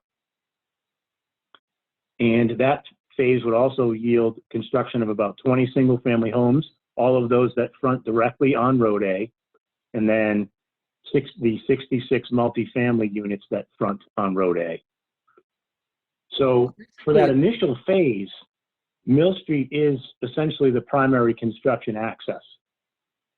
As you may be familiar, as you drive on Mechanic Street and look into this existing driveway at Lincoln property, there's a significant ledge face right here. So that's one of the limiting factors that we have approaching the site from the south. So we do anticipate initially approaching via Mill Street and simultaneously working on the south end of the site to remove some of that ledge so that essentially we are starting phase 1 at the bookends. Okay. Phase 2, question? No, keep going. Yeah. Phase 2 would entail essentially this large residential pod on the west side of the site, That entails another 290,000 cubic yards of exported material and about 2,600 linear feet of roadway construction. That would yield 52 single-family residential dwellings in phase 2. And by the way, the last 2 sheets in the plan set do outline the phasing. I think it probably makes sense to just stay on this plan because it's an overall view. But if you are interested in seeing the exact extent of those phases, the last 2 sheets depict that. Finally, phase 3 is this part of residential development and this lollipop-shaped road D. That's about 22,000 cubic yards of export, so certainly a lot less than previous phases. About 1,700 linear feet of roadway and construction of the remaining 33 single-family homes. So all in total here, we have about 550,000 cubic yards of export. And that, again, is to occur over a long period of time. That's not something that's going to occur in the first 6 months as this project is phased through. So it is a big number. And the primary reason that we're generating this cut is not to excavate gravel from the site. Most of the good gravel has already been excavated over the past decades of removal. What we're dealing with now are some pockets of good gravel. We're dealing with spoiled piles, large piles of boulders, stump dumps, all of that, which was part of the past gravel operation. The reason we still generate cut is because at both access points, the elevations quickly rise up above the elevation of the access. So the vast majority of the cut is in this location, right in here, where as we approach, we need to cut so that we have gentle roadway grades into the site. Same situation here. I mentioned earlier, you see that massive ledge face as you look into the Lincoln property site. There's a significant cut in order to access the higher elevations of the site from the south. Finally, in the narrative, you'll notice that we've provided extensive construction controls, and starting with sort of general construction controls, which include construction hours, which we are listing Monday through Friday, 7 a.m. to 6 p.m., Saturday, 8 a.m. to 5 p.m., and no construction shall occur on Sundays or holidays. Again, just some high-level points here. Access gates will be provided at both construction entrances. There'll be dedicated construction vehicle parking on site such that no vehicles will be allowed to park on public roadways or on adjacent properties. Construction staging and stockpile areas will be established on the site in areas where it makes sense, away from residential properties and away from wetland resource areas. As part of the construction controls, there's also an extensive list of soil and erosion controls.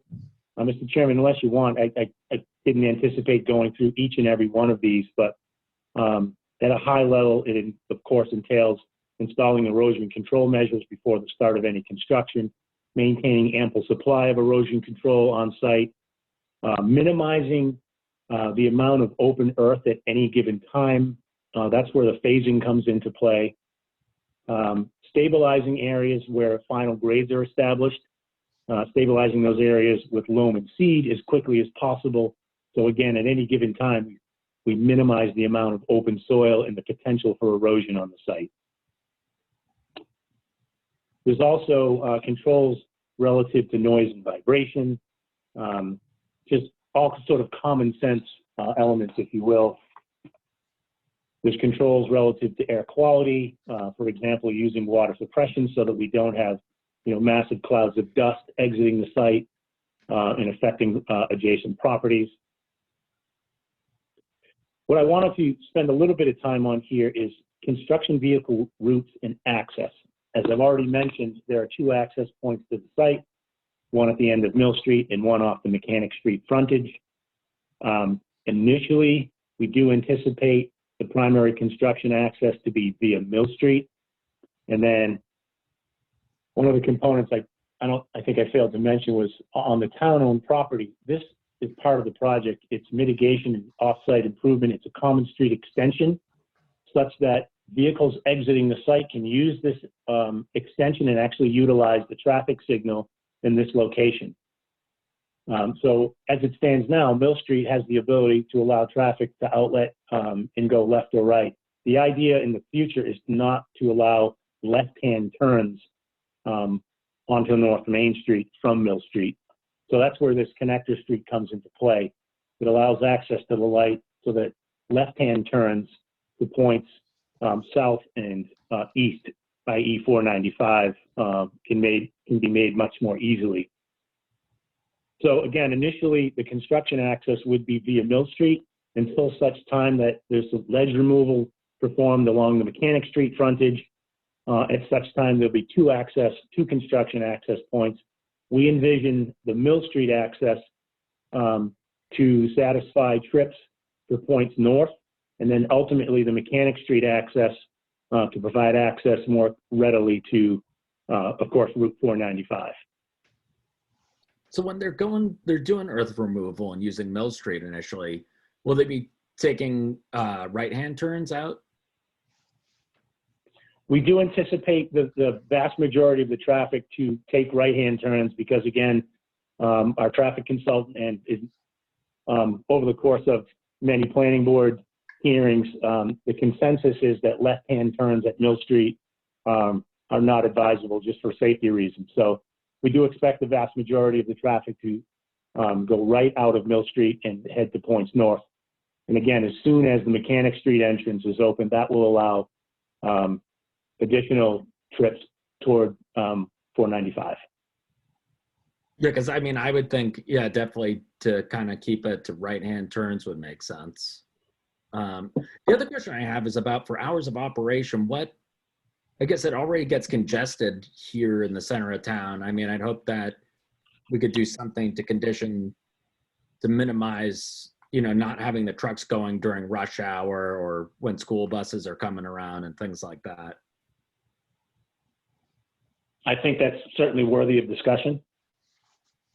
Okay. What our approach was is to mandate sort of typical construction hours. And again, we don't anticipate a steady stream of trucks at any point in time, but if the board would like to discuss certain restrictions, certain timing restrictions for gravel hauling, we're certainly open to that discussion. Okay. I'll open it up to the board then to see just what other comments any of the other members have. Mr. Chairman, if I can, I want to review your numbers again because you would come in at 240K in phase 1, 290 in phase 2, and I thought I heard 200 in phase 3. But your total yardage doesn't make sense. What's the total Actually, yardage you're looking to pull out of here? The phase 3 was only 22,000. 22,000. That's what I missed. Okay. That's a lot of trucks. We're talking thousands and thousands of trucks here, if I did my math right. If I could, Mr. Chairman, this is a 5 to 10 year build out. This is not going to happen over the course of one building season. I can appreciate that, but we're also talking, roughly a 20-yard truck, somewhere around close to 25,000 trips. We got infrastructure on our roads too, as we're going to tee these roads up.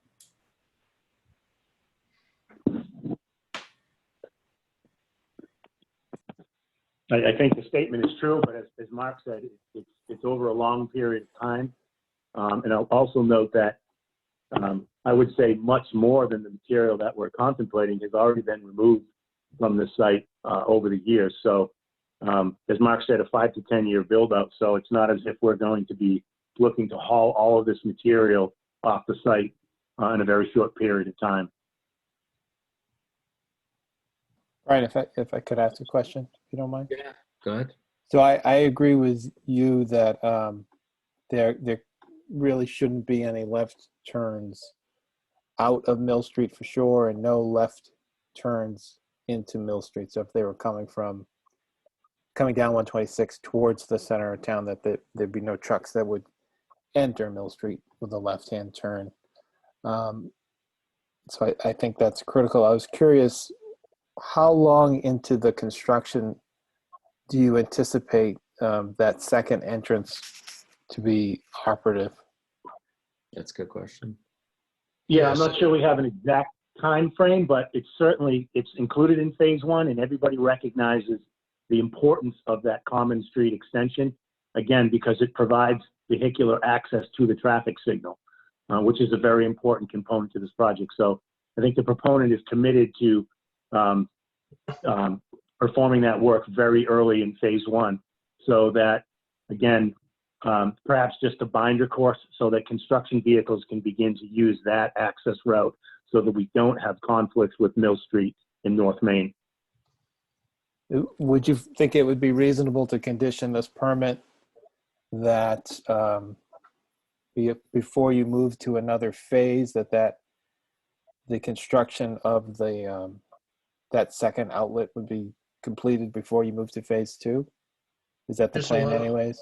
Just so I'm clear, Brian, are you talking about the Common Street extension or the Mechanic Street Lincoln Properties connection? The Lincoln Properties connection. Okay. Yeah, I would say prior to moving on to phases 2 or 3, that connection is made. Absolutely. That was our intent. That was the applicant's intent. All right. And then in terms of time, I would agree with Brian that that particular area along 140 and in the center of town was at least prior to COVID, and still is a bit today, is a choke point in town. And so I do think that there needs to be careful consideration of when these trucks are leaving and when they're coming back, and the frequency in which they're coming, and, you know, outside of sort of the traveling times in the morning and the afternoon, like after 9 and no later than 3 or something like that, depending on, you know, when schools and activity starts to pick up in that area. But Mark, there's a known number, right, or a rough estimate of how many thousands of trips this is going to be, right? Wasn't there a number bantered about in the planning board meeting? Yeah, there was. Basically, they took the total yardage and divided it by a 20-yard truck. Okay. I don't have the number in front of me. I don't know if Michael does. That's about a 27,000 trip estimate. Yeah. Again, over a long period of time. Jim, do we know when Varney last operated out of this site? They repaired the culvert on the perennial stream in, I believe, 1993 in that location. So I don't particularly know the exact time, but I knew that they were active over there in at least the mid-90s.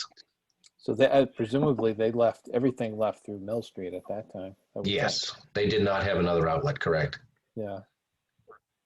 I do want to note too that I know some of us are familiar with this site pretty well, but the location Brian's talking about, the entrance on Mechanic Street, that is actually going to have a light as well. Maybe that's not common knowledge here. So that location will have a light, and until such time as the light is there, once Lincoln Properties is occupied, which probably will be in the near future, there will be a police detail actually standing there until a light goes in. So that's going to benefit this applicant for the time being, and it certainly will help the town. Question, if I may. Yeah, go ahead, Art. So over 500,000 yards, that's a lot of material. Is there the possibility, you mentioned that there's about 100-foot difference from the high point to the low point. Couldn't we just move the material from the high point to the lower point so that we eliminate so much having to be trucked out? That's a great question, and the short answer is no, unfortunately. If there were a way to avoid exporting the material, we certainly would do it. We simply don't have those opportunities. As I started to explain earlier, yeah, the grades at Mill Street, explanation would be good.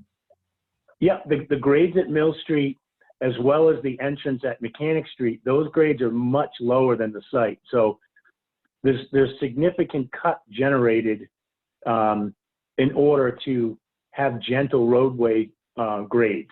In other words, you wouldn't want to have roadways that are so steep to get you up on top of that higher elevation. We're forced to comply with the subdivision rules and regulations. We've maximized the slope of the roadway so that we minimize the cut. But we simply don't have the opportunity to take that excess material and place it elsewhere because of the off-grading that would be created. It's just not feasible, unfortunately. And we've spent a lot of time analyzing this site from an earthwork standpoint. And I do know that, over 500,000 cubic yards is a lot of material, but we have absolutely maximized or minimized the amount of export from the site and established grades as advantageous as we possibly can. And if I could add to that too, Mr. Petruzzo, in order to achieve a balanced site, which is most ideal for earth removal and for the applicants, everybody wants what they call a balanced site.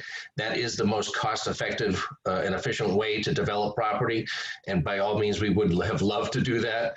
Unfortunately, because the Charles River is, like Mike said, Charles River is very low, Mill Street's very low, and Mechanic Street's very low, and you have high points in the middle. In order to create a balanced site, we would actually have to fill in all of the vernal pools that Mike spoke of earlier, all of the wetland areas. So we're sort of at a crossroads where we need to respect the environmental regulations around the streams and the vernal pools, and then work our way back uphill and generate the minimal amount of export that we can. I got one more question. So in reading through the material that you sent us, one of the things was that there would be at least about 2 feet above the groundwater, and wouldn't it be more advantageous to have more of a buffer? I don't know, even double that amount to minimize the amount of material that would have to be removed. Yeah, so that 2 foot separation to groundwater is in the drainage basin areas.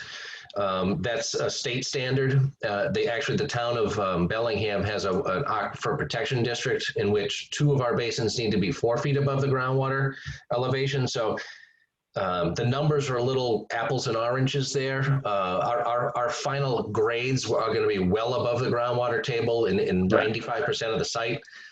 It's just those drainage basins that number pops off the page at 2 feet above the groundwater table, just for the infrastructure of the drainage system, not the roadways and developed lots. So so that I'm clear on this, that you've minimized the amount you've gone to the maximum grade that you can have on the roadways by removing this material. Is that correct? Correct. That's correct. Even towards the railroad or the north end? The limiting factors are really the roadways as you approach the site. That's what we're talking about. We've established roadway grades that are as steep as they can be in order to get up to the highest elevation possible on the interior of the site. So along the north of the property, there's still some cut to be realized in there. But again, we've established the roadway grades to be as high as possible, not only for the through road, but for the secondary roadways as well. Thank you. You're welcome. Okay. A question I have, and I mean, maybe this is for Brian and the planning board, but is there anything that sets a timeline for the phases, or is it just up to them, however, economically they want to proceed through? Like, say they do phase A and then they're not selling as quickly as they'd like. Does that mean they can just table phase 2 or B until they see fit, or? Right. So the planning board's still in discussion with the applicant on that, but essentially, they won't. It's much like some of the other subdivisions that we've dealt with recently, and that they won't be able to they won't be able to pull building permits for phase 2 until they're done with phase 1, very likely. And the planning board, certainly after learning from many other subdivisions, will be putting in strong construction measures and controls so that basically phase 2 isn't clear cut before they've nearly completed phase 1. those types of things. Obviously, all of our land use boards have learned over the years some critical controls, and I don't think the planning board's there quite yet on those conditions, but they're certainly having those discussions. All right. Thanks, Jim. May, Mr. Chairman? Yeah, go ahead, Ray. So I understand based on Article 240 of the zoning bylaws that our job is pretty much to consider the location of the proposed earth removal, the general character of the neighborhood surrounding such location, protection of the water supply, and the general safety of the public on the public ways in the vicinity. That's our part here. And I noticed and appreciate the applicant's proactive approach in terms of noise and vibration monitoring and air quality. My questions would be, are you going to install any water well monitoring wells to make sure that the waterways are not affected by the removal and excavation and the hauling of all that excavated material? Oh, and also, go ahead. Just to respond to your first question, part of the stormwater management policy is to install monitoring wells in basins. They're fairly simple PVC wells. That would be a means to access groundwater for testing purposes, if that be something the board would be interested in. It's not something that we typically do as standard practice, but again, those wells are required under the stormwater management policy anyway. Okay, so those are going to be required by the SWIP plan, right? Correct. Yes. Is the SWPP. Okay, I just wanted to confirm that. And also regarding noise and air quality and dust and vibration, is it possible to have a mitigation plan should there be any complaints from adjacent? There's not that many adjacent properties, I see that, but I think as you're going out, I know there are businesses on Mill Street, and should there be any complaints, can we have any mitigation plans in regards to noise, vibration, the quality of the roadway after a huge amount of earthwork is moved, and perhaps if there's a lot of dust, if we can just at least have a mitigation plan saying, okay, if we have a certain amount of complaints, perhaps this might go to the construction manager, where they'll have to take certain steps should there be 3 or more complaints within a 1-year period. That's just my thoughts. And one of the things that we've been talking with the planning board and Jim is a construction monitoring program. So perhaps Jim, let you chime in as you see fit, but a third party that's sort of overseeing things, particularly, steep slope construction, things of that nature, who may be able to also keep an eye on adjacent roadways and make sure, we're following protocol and sweeping streets at the end of each day, things of that nature.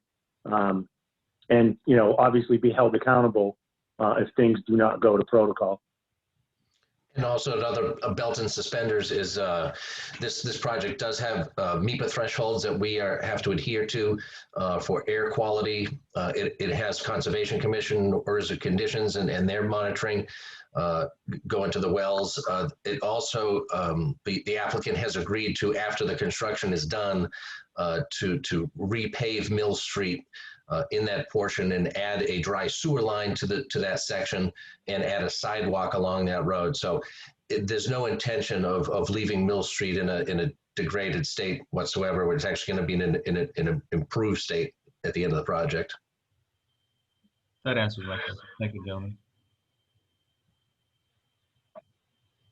Brian, if I could just make one other comment, is this particular applicant has had a number of projects in town, and they've always been very collaborative and very successful, unlike some other developers that we've have experience with. I believe that Mr. Lobusser will be much more responsive and much more proactive than other developers, and I think that we've learned from our experience with those less careful developers that we've encountered as well as a town. Good point, Brian. If I may, can you just tell us some of the other projects that you have done in the area? Yeah, Mr. Lobiser has done the Macy School that was demolished by the town, and 12 single-family house lots were developed at the end of Monique Drive. He has also done off of Farm Street, Julia Drive, which is about a 14-lot subdivision that winds down to the end of Route 495. He did Crystal Springs Phase 3, the 21 condominiums near the post office and the sewer pump station off Route 140. Those are the three most recent. How about the Red? Is there any other Red Mill villages that you are part of or not? I know there's a Red Mill village like in, I think in Easton or Norton. Is that anything to do with you guys? No, the Red Mill name came from an old deed back in the late 1800s, early 1900s, and at the end of Mill Street, there was a red mill. So that was just a namesake from doing some research. Thank you. Mr. Chairman? Yeah, go ahead, Peter. I honestly think the DPW or something ought to get us some ATVs. We do a site ride. No? Plenty of trails. Brian, if I could ask one more question of Jim. Jim, in terms of where we go from here and getting some assessment or some technical assessment or some guidance on what to do next and how to evaluate the plan that the applicant's putting forward and all that stuff. What do we do about that? Right. So for this role, for the earth removal, there's certainly a list of concerns and conditions that the board could establish to adhere to the regulations. As Ray had mentioned, it's rather specific in terms of what we're looking at here. We certainly could have our peer review offer some, so I should back up. So the planning board has a peer review for this project, and I'm sure if the applicant's amenable, we could have them take a cursory review just to offer some best practices for earth removal. But I think you already have a good list of conditions here. Maybe I would recommend, a continuation to just one meeting. In between that, I could start establishing a list of conditions for your consideration, as well as maybe asking our peer review to provide some suggested conditions as well. Yeah, and to add on to that, Jim, at the outset of the meeting, I kind of indicated that the earth removal permit through the Zoning Board of Appeals generally takes precedence when there's no development and no other belts and suspenders watching over the development. So this is a bit unique in the fact that it is a development and the earth removal is directly related to the development. So all of the conditions and permits through federal, local, and state planning, conservation, and EPA, all of those conditions as far as earthwork goes have to be met. Whereas if this were just a strict gravel removal for sale, you wouldn't have those belts and suspenders. So I think this is just a good way to capture everything or not try to duplicate anything here that will already be collected in the other permits.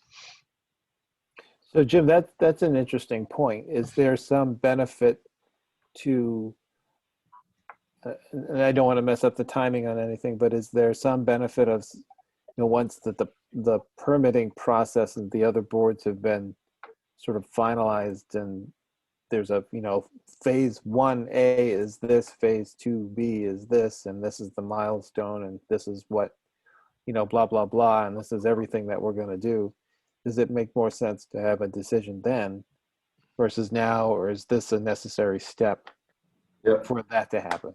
So and so I had some conversation with the applicant prior to this submittal, and in thinking this through with Tim Icardi and DPW, we thought this was an appropriate time for the applicant to submit, because what this does really is kind of lay the groundwork for, this is the amount of material that's going to be leaving the site, and these are the amount of trips that are going to be it's going to take, and here are some conditions that are going to be in play. And now it's kind of the opposite of what you're thinking. Now the planning board has that in hand. They know what the zoning board has granted for earth removal, and so now you can kind of take that and put it into the planning board's decision, because ultimately, this is a very large project, and the planning board decision is really going to be that controlling document that all departments are going to look back towards. And so it's going to reference very likely, that earth removal permit that the zoning board had made, that order of conditions that the Conservation Commission has made. And so I think this one is kind of helping shape the project at the planning board level. And the last thing I might add is I think part of this decision, then, I think it would be important for us to know, and maybe you've already provided it and I overlooked it, but specific, a much more specific, we're going to build this first. It's these houses first, this much, we estimate this many trips over this period of time. And then we'll move to this. We anticipate that will be in 2000 whatever, and that will be 3 months in duration, and it'll be this many trips approximately, that kind of thing. I don't know if that's too much detail to ask at this point. I was just going to say, I certainly understand the intent of your question. It's very difficult to put very specific timelines on this because, as we started to talk about earlier, it is market driven. I think some parameters would be fine, but to nail it down to months and trips, I think ultimately that's just not enough flexibility for the applicant to orchestrate this project, because, as you all know, market conditions change and other unforeseen factors arise, which is why we try to put forth a phasing plan, but not be ultra specific in terms of timing. It's just a very difficult thing to do.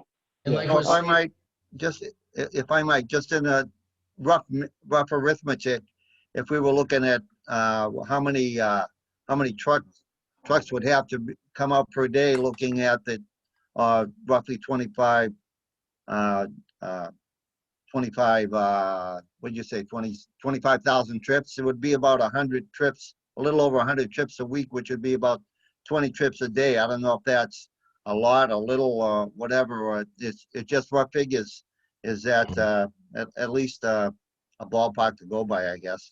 Mm-hmm. Yeah, that's what I was looking for. I wasn't looking to hold you to a specific timetable. I was just saying to get a sense of, okay, phase one's probably gonna last, 2 years, 6 months, 8 months, and we're gonna move blah blah blah thousands of yards of material, and that means it's gonna be this many trucks. I'm wondering if the 20 trucks a day is a reasonable figure or not. On the face of it, it would seem like a very reasonable figure to me. Yeah. Because sorry, go ahead. No, if we're looking just at phase one, looking at about 12,000 trips coming out of there. And that's going to have to happen at the beginning of phase one, certainly before they start building homes. So I would think that 12,000 trips would have to be in a relatively short time frame as opposed to finishing phase one, unless I'm mistaken. Point. Well, one of the options, again, I mentioned earlier that we don't have a construction manager yet on board, which is why we want to keep things, not completely flexible, but somewhat flexible. We do have the ability to excavate material and stockpile it within a phase such that the amount of export off the site can be controlled. It doesn't necessarily mean that all of that material has to immediately be exported off the site. Right. I think from our point of view, that would be very helpful, so that, obviously you're going to excavate to do phase one. And if we could understand, phase one's going to take us, a year to build, well, we're going to take off-site, in stages during phase one. So we're not bombarded with 12,000 trucks in 3 months. You know what I mean? Right, Yeah. right. Yeah. Sure. Yeah, no, phase one is definitely going to be a year plus. There's, like Michael said, almost a mile worth of roadway infrastructure, 60 some odd building pads to create 2 wetland crossings with 2 bridges, a series of drainage basins. So yeah, you're probably looking at a minimum of 2 years before the units are actually in a great market to sell, 30 to 50 homes in phase one, starting in a year after the road's in. So it's going to be at least a 2-year process for the roads to get put in and homes to be built, provided that it's a good, good house market for sales. No, that makes sense. And I hope you understand too, that it's all we're kind of looking for is not, all of a sudden the permit's done and we're going to get bombarded for 2 or 3 months with all these trucks, Yeah. the kind of traffic we have. Absolutely. It's a very reasonable request. Yeah. But just the sheer amount of earth removal at the end of the Lincoln properties, as you stare at that ledge face going in, that as you saw Lincoln properties be built. This is far greater earthwork than even the Lincoln properties project was. So, like I say, I'd say it's a guesstimate of a year to a year and a half just to put the roadway in, and then maybe another year to sell and build all the homes on phase one. Is there a little bit of a, I guess, unknown factor for that portion you're just talking about to the Lincoln properties, because you kind of don't know what extent of blasting or what it's going to take to get through any of that material, or? They did test borings up there as well, and ledges prevalent throughout that area. So it will be blasting for sure in that area. Just because that one, like you're saying, like when you look on Mechanic Street, that thing looks pretty massive where they blasted currently. So I just wonder, is that a little bit of a moving target because you don't know entirely what it's going to entail to remove, what it will take to get through? I think we generally understand where the ledge is, but there's always somewhat of an unknown, and feel free to chime in, Mark. But so what we found based on our testing is we do know that there's ledge removal in this area. And then as soon as we get beyond this intermittent stream crossing, we're beyond the ledge and we're into gravel material. So there's always a little bit of unknown with the ledge, but I think what we've seen with the Lincoln Property Project kind of tells a lot of the story and gives us a pretty good idea of what we're dealing with to get into that hillside. Yep. Okay. So I guess, go ahead. Yes. If I may, will you be enacting vibration monitoring when you're doing blasting? Yes. Yeah. So they'll have to do a pre-blast survey of all properties within 500 feet of the blast. They'll do the required home checks and vibration analysis pre and post for the fire code standards. And a follow-up. Yeah, everything's done in accordance with the fire marshal. Great. With the state fire marshal. Follow-up question for Form 11, the soil suitability assessment for on-site sewage disposal. I know you guys did a bunch of gravel pit holes, and I was just wondering, for number 4, a bunch of them say unsuitable materials present. Yes, what does that stand for? If you can elaborate on that. All the attachments on Form 11 for the whole numbers, 21 through 24, for example. Yeah. I just wanted to understand what unsuitable materials present stands for. My guess is going to be that those are the sort of the topsoil and the subsoil and the drainage basin areas, unsuitable for stormwater infiltration. So you'd have to remove the topsoil and subsoil in those areas. You want to get down to the natural material, the gravelly material. So that checkbox is probably for the topsoil and subsoil materials. Gotcha. Okay, thank you. That is correct. So I guess, Jim, what would be the next step for this? Would it be drafting kind of conditions, or what do you think is if the board's in agreement, I can certainly start drafting some conditions for your consideration at the next meeting. I can certainly reach out to our peer review engineer and see if there's some guidance they can provide in any best practices. They're very familiar with the project at this point. And yeah, we could certainly continue it to the May meeting for those considerations, if you like. Mr. Chairman, can I ask one more question, if you don't mind? Yeah, go ahead. And I know this is outside of our scope of what we're looking at tonight. And maybe Brian can answer this better than any of us can. The connection road in behind the town hall, why, just out of curiosity, why was that put in design for? I could touch on that if Yeah, if you you don't like. mind. Just Yeah, curious. so this actually was a very early conversation that I had with the applicant maybe 3 years ago. And the applicant came before us with some alternate designs for projects that you don't see here. Some industrial, some I believe it's self-storage, some duplexes, and it was only utilizing Mill Street. And even then, even with those kind of low density uses, I had stated that I didn't think Mill Street was suitable for any type of full-time access, and there needs to be another access point. And so that's where I believe that where the conversation started as to, well, there's a full light at Town Hall. How can we make that? How can we make that connection? And I know Mr. Lobiser and Mark and his team took that to heart, and they looked at different alternatives. I know they were out on town property for many days scouring that area, and that seemed to be the most realistic connection point. As you can kind of see there, the dotted area, that's all wetland. So it's it's pretty heavily wet back there. So there's only an area you can connect to. That's why it's kind of a snake area there. And so it makes a full access point. It removes a very challenging intersection in Mill Street. I mean, you can still take a right turn as it's portrayed now, but so that allows for traffic to technically go north. The full intersection allows you to go any which way, south predominantly, and then the Mechanic Street entrance allows you to go east into 495. All right, so is that, and again, I know it's outside our scope, and maybe I should have listened to the planning board a little closer.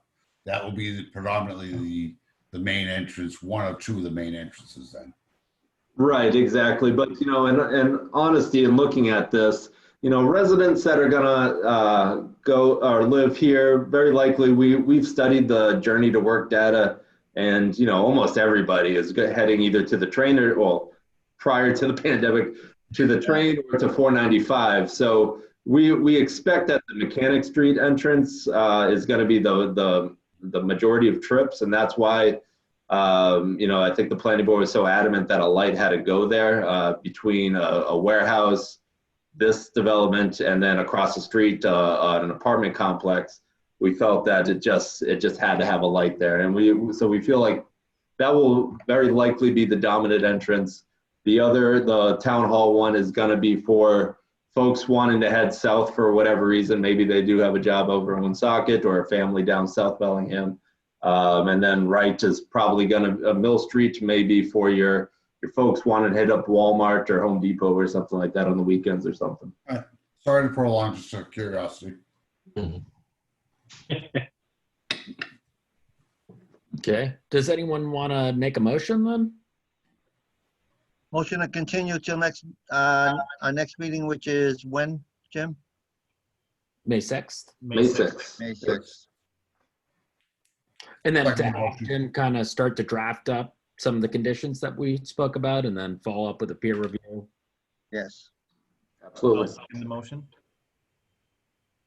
Oh, all those in favor? Aye. Aye. All right. Thanks. Yeah, we'll see you May 6th. Great, thank you very Thanks much. for your time. All right. Thank you. Thank you. Okay, so the next item on the agenda, continuation of public hearing, comprehensive permit, extension follow-up Lakeview Estates. I'll recuse myself again, being a direct abutter, and hand it over to Peter. Thank you, sir. Jim, what do we got? What's happening tonight? So let's see if we can wake up Sean Malone. Let's see. Oh, there he is. All right. Excellent. So Yeah, so tonight is the continuation again of the comprehensive permit for Lakeview Estates.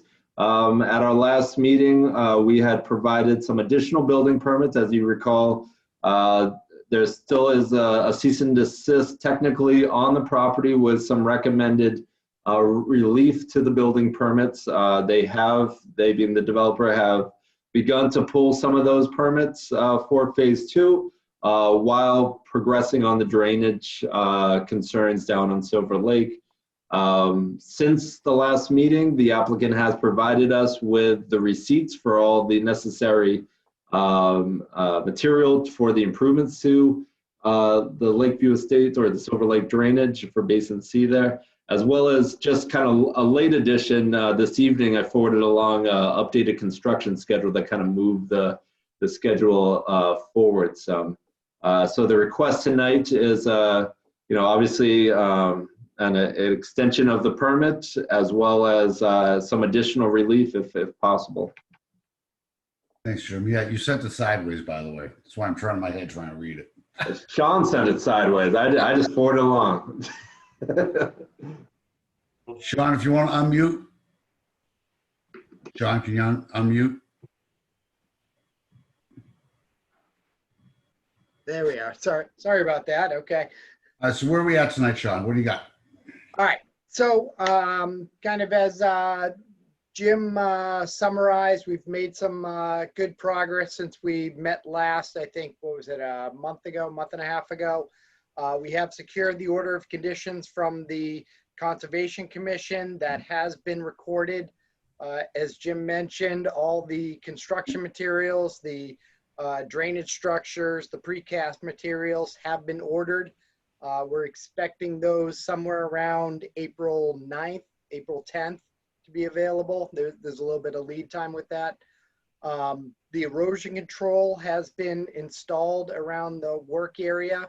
This was inspected by Ann Matthews today. She sent me a couple comments with some areas she just wanted some improvements. That'll be taken care of tomorrow. So they're basically ready to go. And with that schedule that we forwarded today, basically moving up the time frame about a week from what we had talked before. So consistent with what we had talked about together, we're trying to get it done as soon as possible. So I think we've made some good inroads, continuing to progress this forward, and this is gonna get done. So we would like to request that the board consider releasing some more building permits if possible. Okay. And I see you ordered, well, the bulk of it on 3/19, so you're on target. Are you looking at, if I can read this right, 4/12 start date? Correct. Completion by 5/24? Correct. Okay. And that was pushed back based on the material getting to you, correct? Yeah, so it's a week before we initially started from our original schedule, but right now our wait is getting the material, yes. And the weather's been adequate enough for you to start digging and so far so good.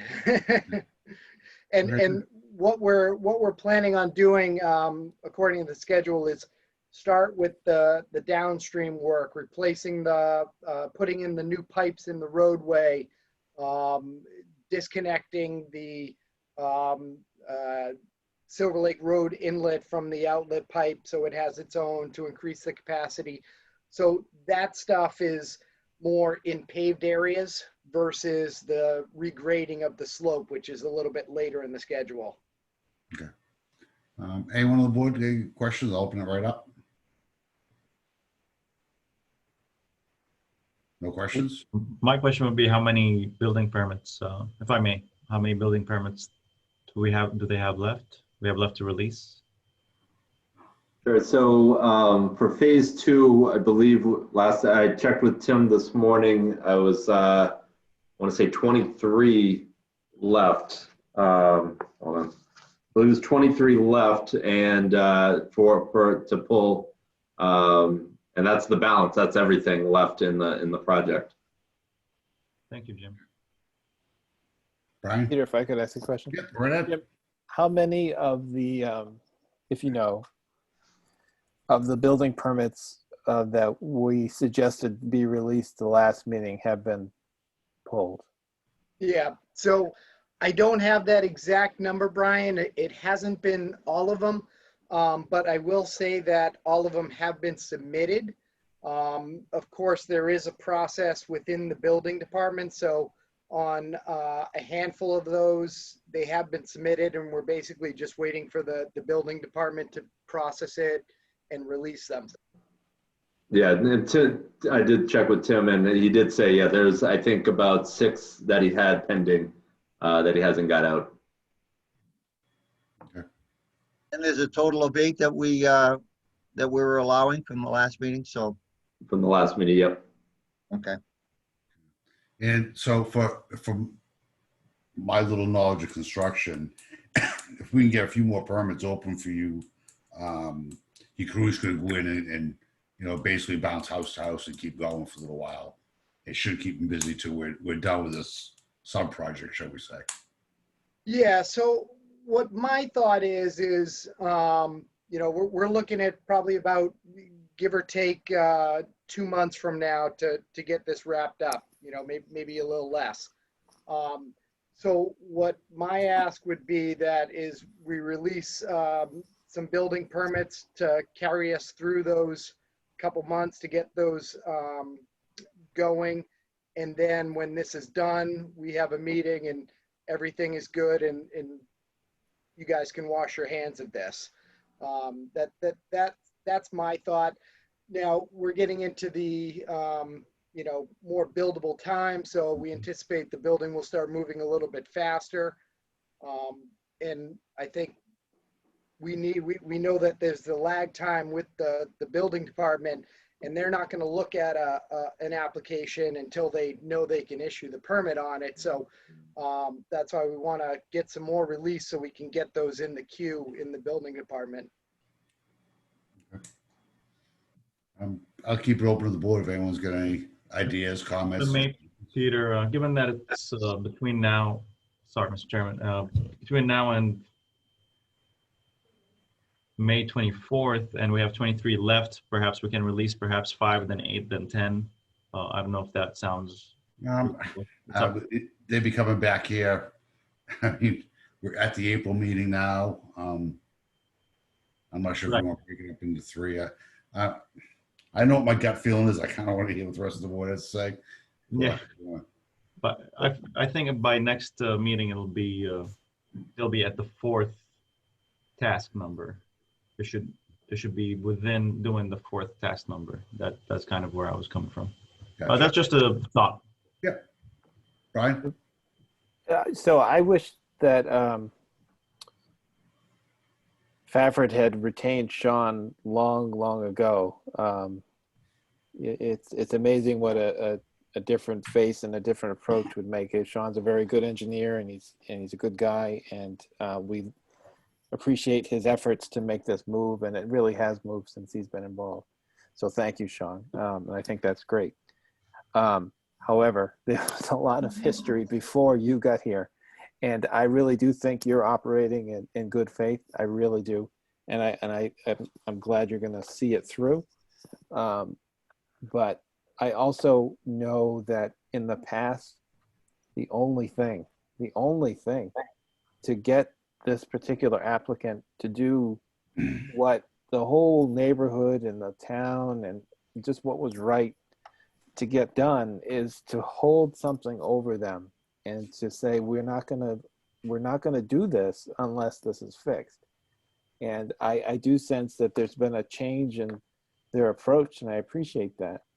But at the same time, there's been efforts made, there's been things done, but the problem still exists, and the work hasn't been done.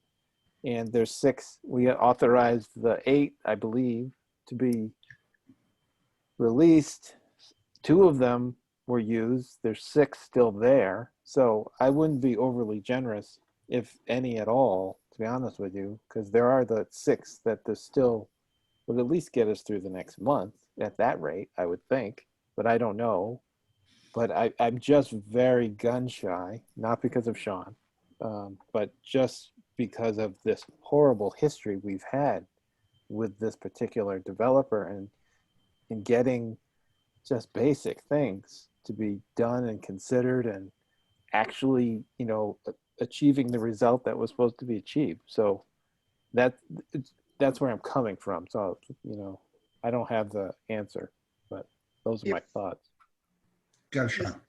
If I may, just to address Brian's comments, I'm not here asking you guys to release everything. I know that's not where we're at. But what I am asking is that we release a portion so we can get those into the building department's queue. And as we filter along and they get them out, then we can get them going. I think, what did we say? There was about 23 remaining. 23 left, yeah. Yeah. So, I mean, if we could get, 10, say, to be able to get those out into the building department's queue. And so over the next couple months, those permits can be issued, those foundations can be poured, and just kind of, as you said, Mr. Chairman, just kind of keep on going now that we're getting into building season, just going from one house to another. That still is, a significant amount, 13 building permits that the town is still holding. That's going to keep Bafford's attention, certainly. It's one of my favorite numbers, Sean. If I may, I agree with Brian, and thank you, Sean. You are good job. But I still like to hold their feet to the fire. And, Brian's saying maybe not any new permits. I'm saying maybe 3 or 4, just in keep this thing moving along. I'll be honest with you, my thought process was to issue some more and absolutely hold the balance back to the June meeting till we know they're done. To not have them come back in May and look for more. Because I mean, we're only going to be, halfway into finishing it, and let's have a little something in the fire. Why not have them come back next month? I mean, what's the big deal? We've been doing this for years. I know. My thought actually was to give them enough permits to get going, and then just hold the absolute balance off until it was absolutely done. So are you in agreement with the 3 or 4, or what? Actually, a little bit higher. I'm thinking 8 to 10, to be honest with you. And the only reason why I'm thinking that way is Sean has been working in good faith with us, and if he can rock and roll and have, at that point would have 18 altogether for you. Let's say just use number 10 for now. His crews can go in and pour, and just keep framing. And then we still got 13 when this project is done. And that way, if we would give him that many, I wouldn't be open to any more May 1st. Let's wait until the project is done. But then again, that's my thought. I'm still with Brian. Okay. Peter, could I ask Brian, if he has made any observations living down at Ground Zero? Well, my biggest concern is that even it sounds like Sean is more than competent and a good engineer. My concern would be, what are the guys on the ground going to do? Sean's going to be involved. It's still Fafford. It's still his construction guys coming out there. And I've seen guys tap into hydrants, and we call the fire department. They say they're not supposed to do that, to irrigate. They do some of this stuff that's just this Mickey Mouse, not competent, not decent work. So that's part of my concern, is I trust Sean. I don't know how much I trust the oversight and the guys on are they just going to have who knows, just come on out and then do another shoddy kind of half job and not do it correctly? I don't know. I guess that's my concern. Actually, Brian, that actually brings up a very valid point. I think most of the board members are aware. Jim, there has been a change at the upper levels of Fafford in the past 2 or 3 months, shall we say. Right. So there's a couple of different things going on in response to that comment. So yes, Mr. Fafford has passed away, and my understanding is kind of the the company is evolving somewhat. But also, if I could remind the board that we have a construction monitoring agent, and not someone that's hired by Fafford, but someone paid by Fafford, but handed to the town. And now the town hired our own construction monitoring agent that's going to be out there, so that, you know, Brian doesn't have to call me and I come down and tell them it's wrong. You know, we have someone down there that can actually, you know, do it in the field, and Fafford has already paid for that individual to be there.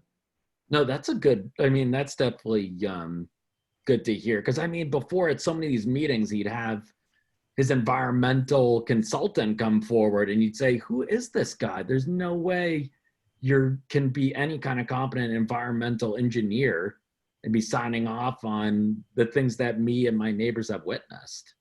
So, I mean, I think to have it be independent and have monitoring is definitely good to hear. And the only other thing, if I may, Peter, is that, you know, to Peter's point about continuing on, while not losing track of, you know, getting this drainage done, the only concerns that I have been hearing is that, you know, the noise going on for phase 2, and it's legitimate noise, you know, folks living next to a construction site, but if that could end sooner than later, I think that would be a benefit to the neighbors now up in phase 2 that are living near the active construction site. Okay, so, and just out of curiosity, so we're going to go back a month and we opened up 8 permits. And are we backlogged in our building department where we've only been able to issue 2? Is it a lack of getting them to the building department early enough? I mean, let's just go open up a whole group of permits. Is it going to take a month for them to get approved and for Sean to be able to start rock and roll? Right. So no, it's a little bit of a combination. You know, the permits were trickling in, and Tim's turning over a period of time. So I think those permits would be issued very likely in the next week or 2. So they should have those in hand fairly quickly. Okay. So Brian, going with your thoughts, and I'll throw this out there because you're right. We got another meeting the 1st of May. They should be about halfway done. Would you entertain the offer of maybe 5 now, and we'll look at doing another 5 May 1st and hold the last 13 out, be my favorite number till this is done? If it was up to me, I wouldn't give him a single one until everything was done and complete, the way it should have been 3 years ago. You know what I mean? This is how we're not spending time with our families, and we're talking about this foolish Fafford project for years. So if it was up to me, no. But I don't think that it was Tim's staff, or he's just so busy that he couldn't issue these building permits. I think they're just not needed. They weren't. It's not, again, it's a priority in the meeting, but then when boots on the ground, it's not a priority, and actions speak louder than words. And we're seeing it again. These building permits would be nice to have, check it off, and they can go and build. But reality, they didn't put their applications in for the building permits the day after our meeting. They waited. I'm shocked that didn't happen, to be honest with you. What? I'm kind of shocked there's not 8 new foundations there in a month. I know. They're so desperate for these poor people that were clamoring and have PNSs and their financing expiring, and you know how horrible it is for these people. And they can't even get 8 building permits applied for and only got 2 approved. It's not to be believed. So there's 6 that would carry them through May. And in PS, we don't see anything done or different other than receipts of purchased materials. They purchased materials before. It's them actually putting these materials together in such a way that those things work. That's been the struggle, right? So I appreciate it. So I would not entertain many more than what's already out there, if at all. But again, I'll defer to the collective wisdom of the board and Jim's suggestions as well. Any other thoughts, guys? if I may, Peter, I would think, yeah, if I'm for releasing 5 now and then really critically thinking about during our meeting May 6th about releasing more, depending on how they are doing. You know, we're expecting them to do at least the first 3 tasks and be ahead on task number 4. Otherwise, we can follow Mr. Salisbury's approach of not releasing anything during that meeting and keeping everything till the end. At least here we can give them a leeway for them to catch up and push them to keep doing the right work. And considering we have a construction monitor on site, I feel better about someone catching anything that they might not be doing right and correcting it. But if they were doing it, you know, free for all way like they had done before, I'd be leaning more towards not releasing any. That's my personal opinion. Can I make a suggestion, perhaps a compromise? Then why don't we, since there's 6 in the pipeline that it would appear to more than cover their needs based on the speed by which they've utilized the other permits. Don't issue any now. If progress, represent to the applicant that if, you know, milestones have been met and things are on target and actual accomplishments have been accomplished, that at the next meeting would issue 10, leaving 13. And then at the final, when everything's said and done, release the final 13. Sean, can I ask a quick question? Yes. Just curiosity, because it has been a month. Yeah. Is there a reason why? I mean, you guys are like eager to get these. I would have thought the very next day you would have applied for them. Yeah, and to be honest with you, I wish I had an answer for that. I don't know exactly when these were applied for. In my conversation with the Fafford folks yesterday, I asked a similar question, and they said 2 had been issued, and they're waiting on the other 6, just with the building department. And I don't know how the process in Bellingham works, how long, you know, from receipt of the application, from when a permit's issued. I don't know what's typical there. But with what Jim said, those permits will be issued, and then, you know, we're not going to have any in the queue. That's why I would like to ask for, you know, consideration of releasing some so that we can put some more back in the queue to keep it going. And if we need to meet again in May, that's fine, and talk about it again. That certainly works as well. Jim, do you know when those were applied for? Going. I'm sorry, Jim, do you know when those other I permits were don't applied know. I don't know for certain. I know I talked with Tim early last week, and he didn't have. I don't believe he had those 6 at that time. So, but I don't know for a fact. So it was certainly sometime last week when those were applied for. I will note though that some of those may have been held up slightly because of the order of conditions from the Conservation Commission. Each one of those have to have a separate notice of intent, at least for the ones on the eastern side, which I've been attending those meetings. I believe Sean has been attending some of those as well. So some of those have been held up, I believe, from notices of intent, but not all of them. Actions speak louder than words. They Here you really go, do. Brian. I appreciate the urgency, but the urgency was stated to us many times. And once these permits are made available, we better hurry up and do it. The meeting's coming up. I assume that's one option. I mean, or there could have been other reasons, but there's never any sense of urgency other than what's expressed in the meeting. I mean, it's just a fact. That's hard to dispute, Brian. You really can't disagree with that, because I mean, they were so eager last time. I would have thought for sure we'd have foundations in the ground. But, all right, guys, I'll entertain a motion if someone's got one. Yeah, and Mr.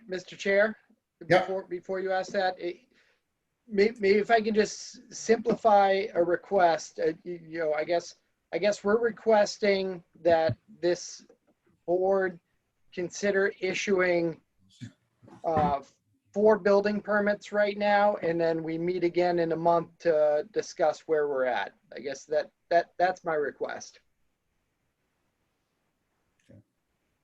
John, you really feel that there's an urgency for those? I believe so, because, you know, those 6 will be issued within a week or two, and then we got to get them together. And again, the building commissioner won't accept an application if he knows he can't act on it. So at least if we had, you know, those 4 that he could look at, those can be in process. Otherwise, it's just those 6 will be issued, those foundations will go in, and then it's kind of a stop for a little bit.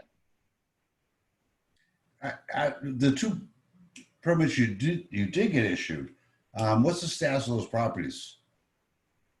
I don't know. I believe the foundations are in, but I can't say for certain. Okay.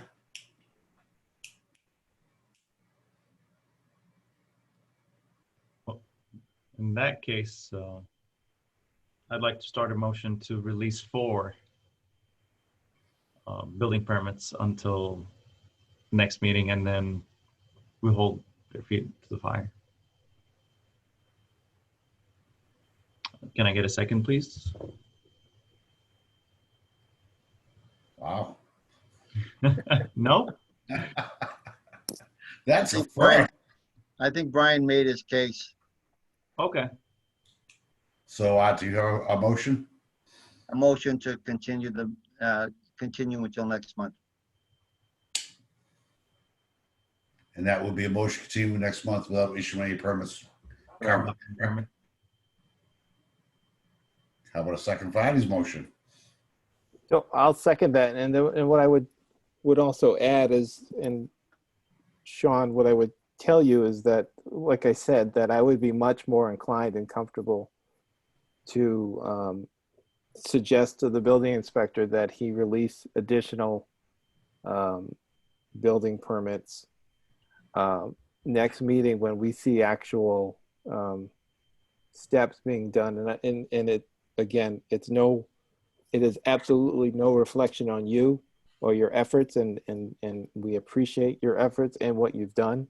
It's just that we've been burned so many times by this applicant in trying to get resolution that it's just not reasonable on our part, and we would be doing a disservice to the town if we were to let our guard down this time, as we've done in the past, and we have consistently been burned and proven wrong each time. So, Can I throw something out that's probably going to be unfavorable to a lot of people? Would the board even consider a quick meeting mid-month while he's in process to see where he's at? Where we're issuing absolutely 0 permits? Just throwing that out there. Well, Sean actually said that it's going to be even a couple of weeks before he gets going on these other permits, if and when they are issued. So that only leaves a couple of weeks from then until our next meeting. Okay.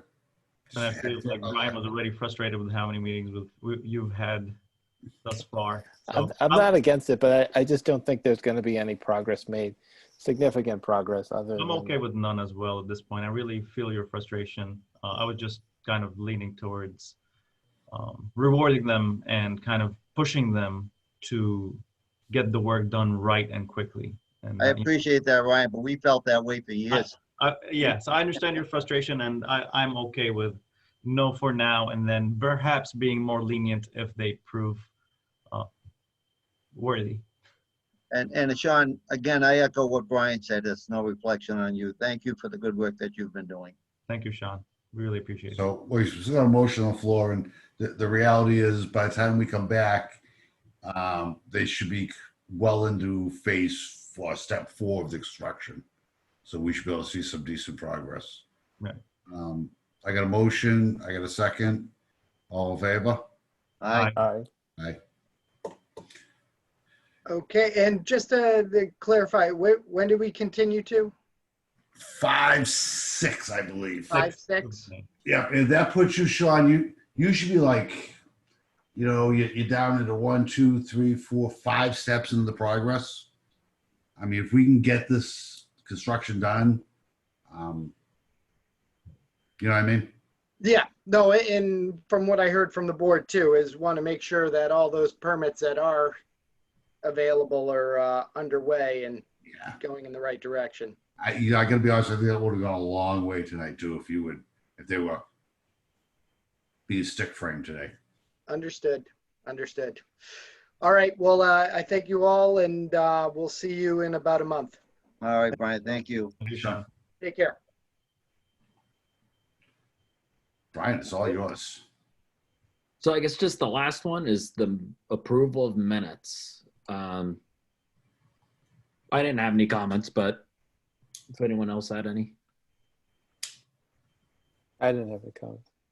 No comments. Motion to accept the minutes. Second. All those in favor? Aye. Aye.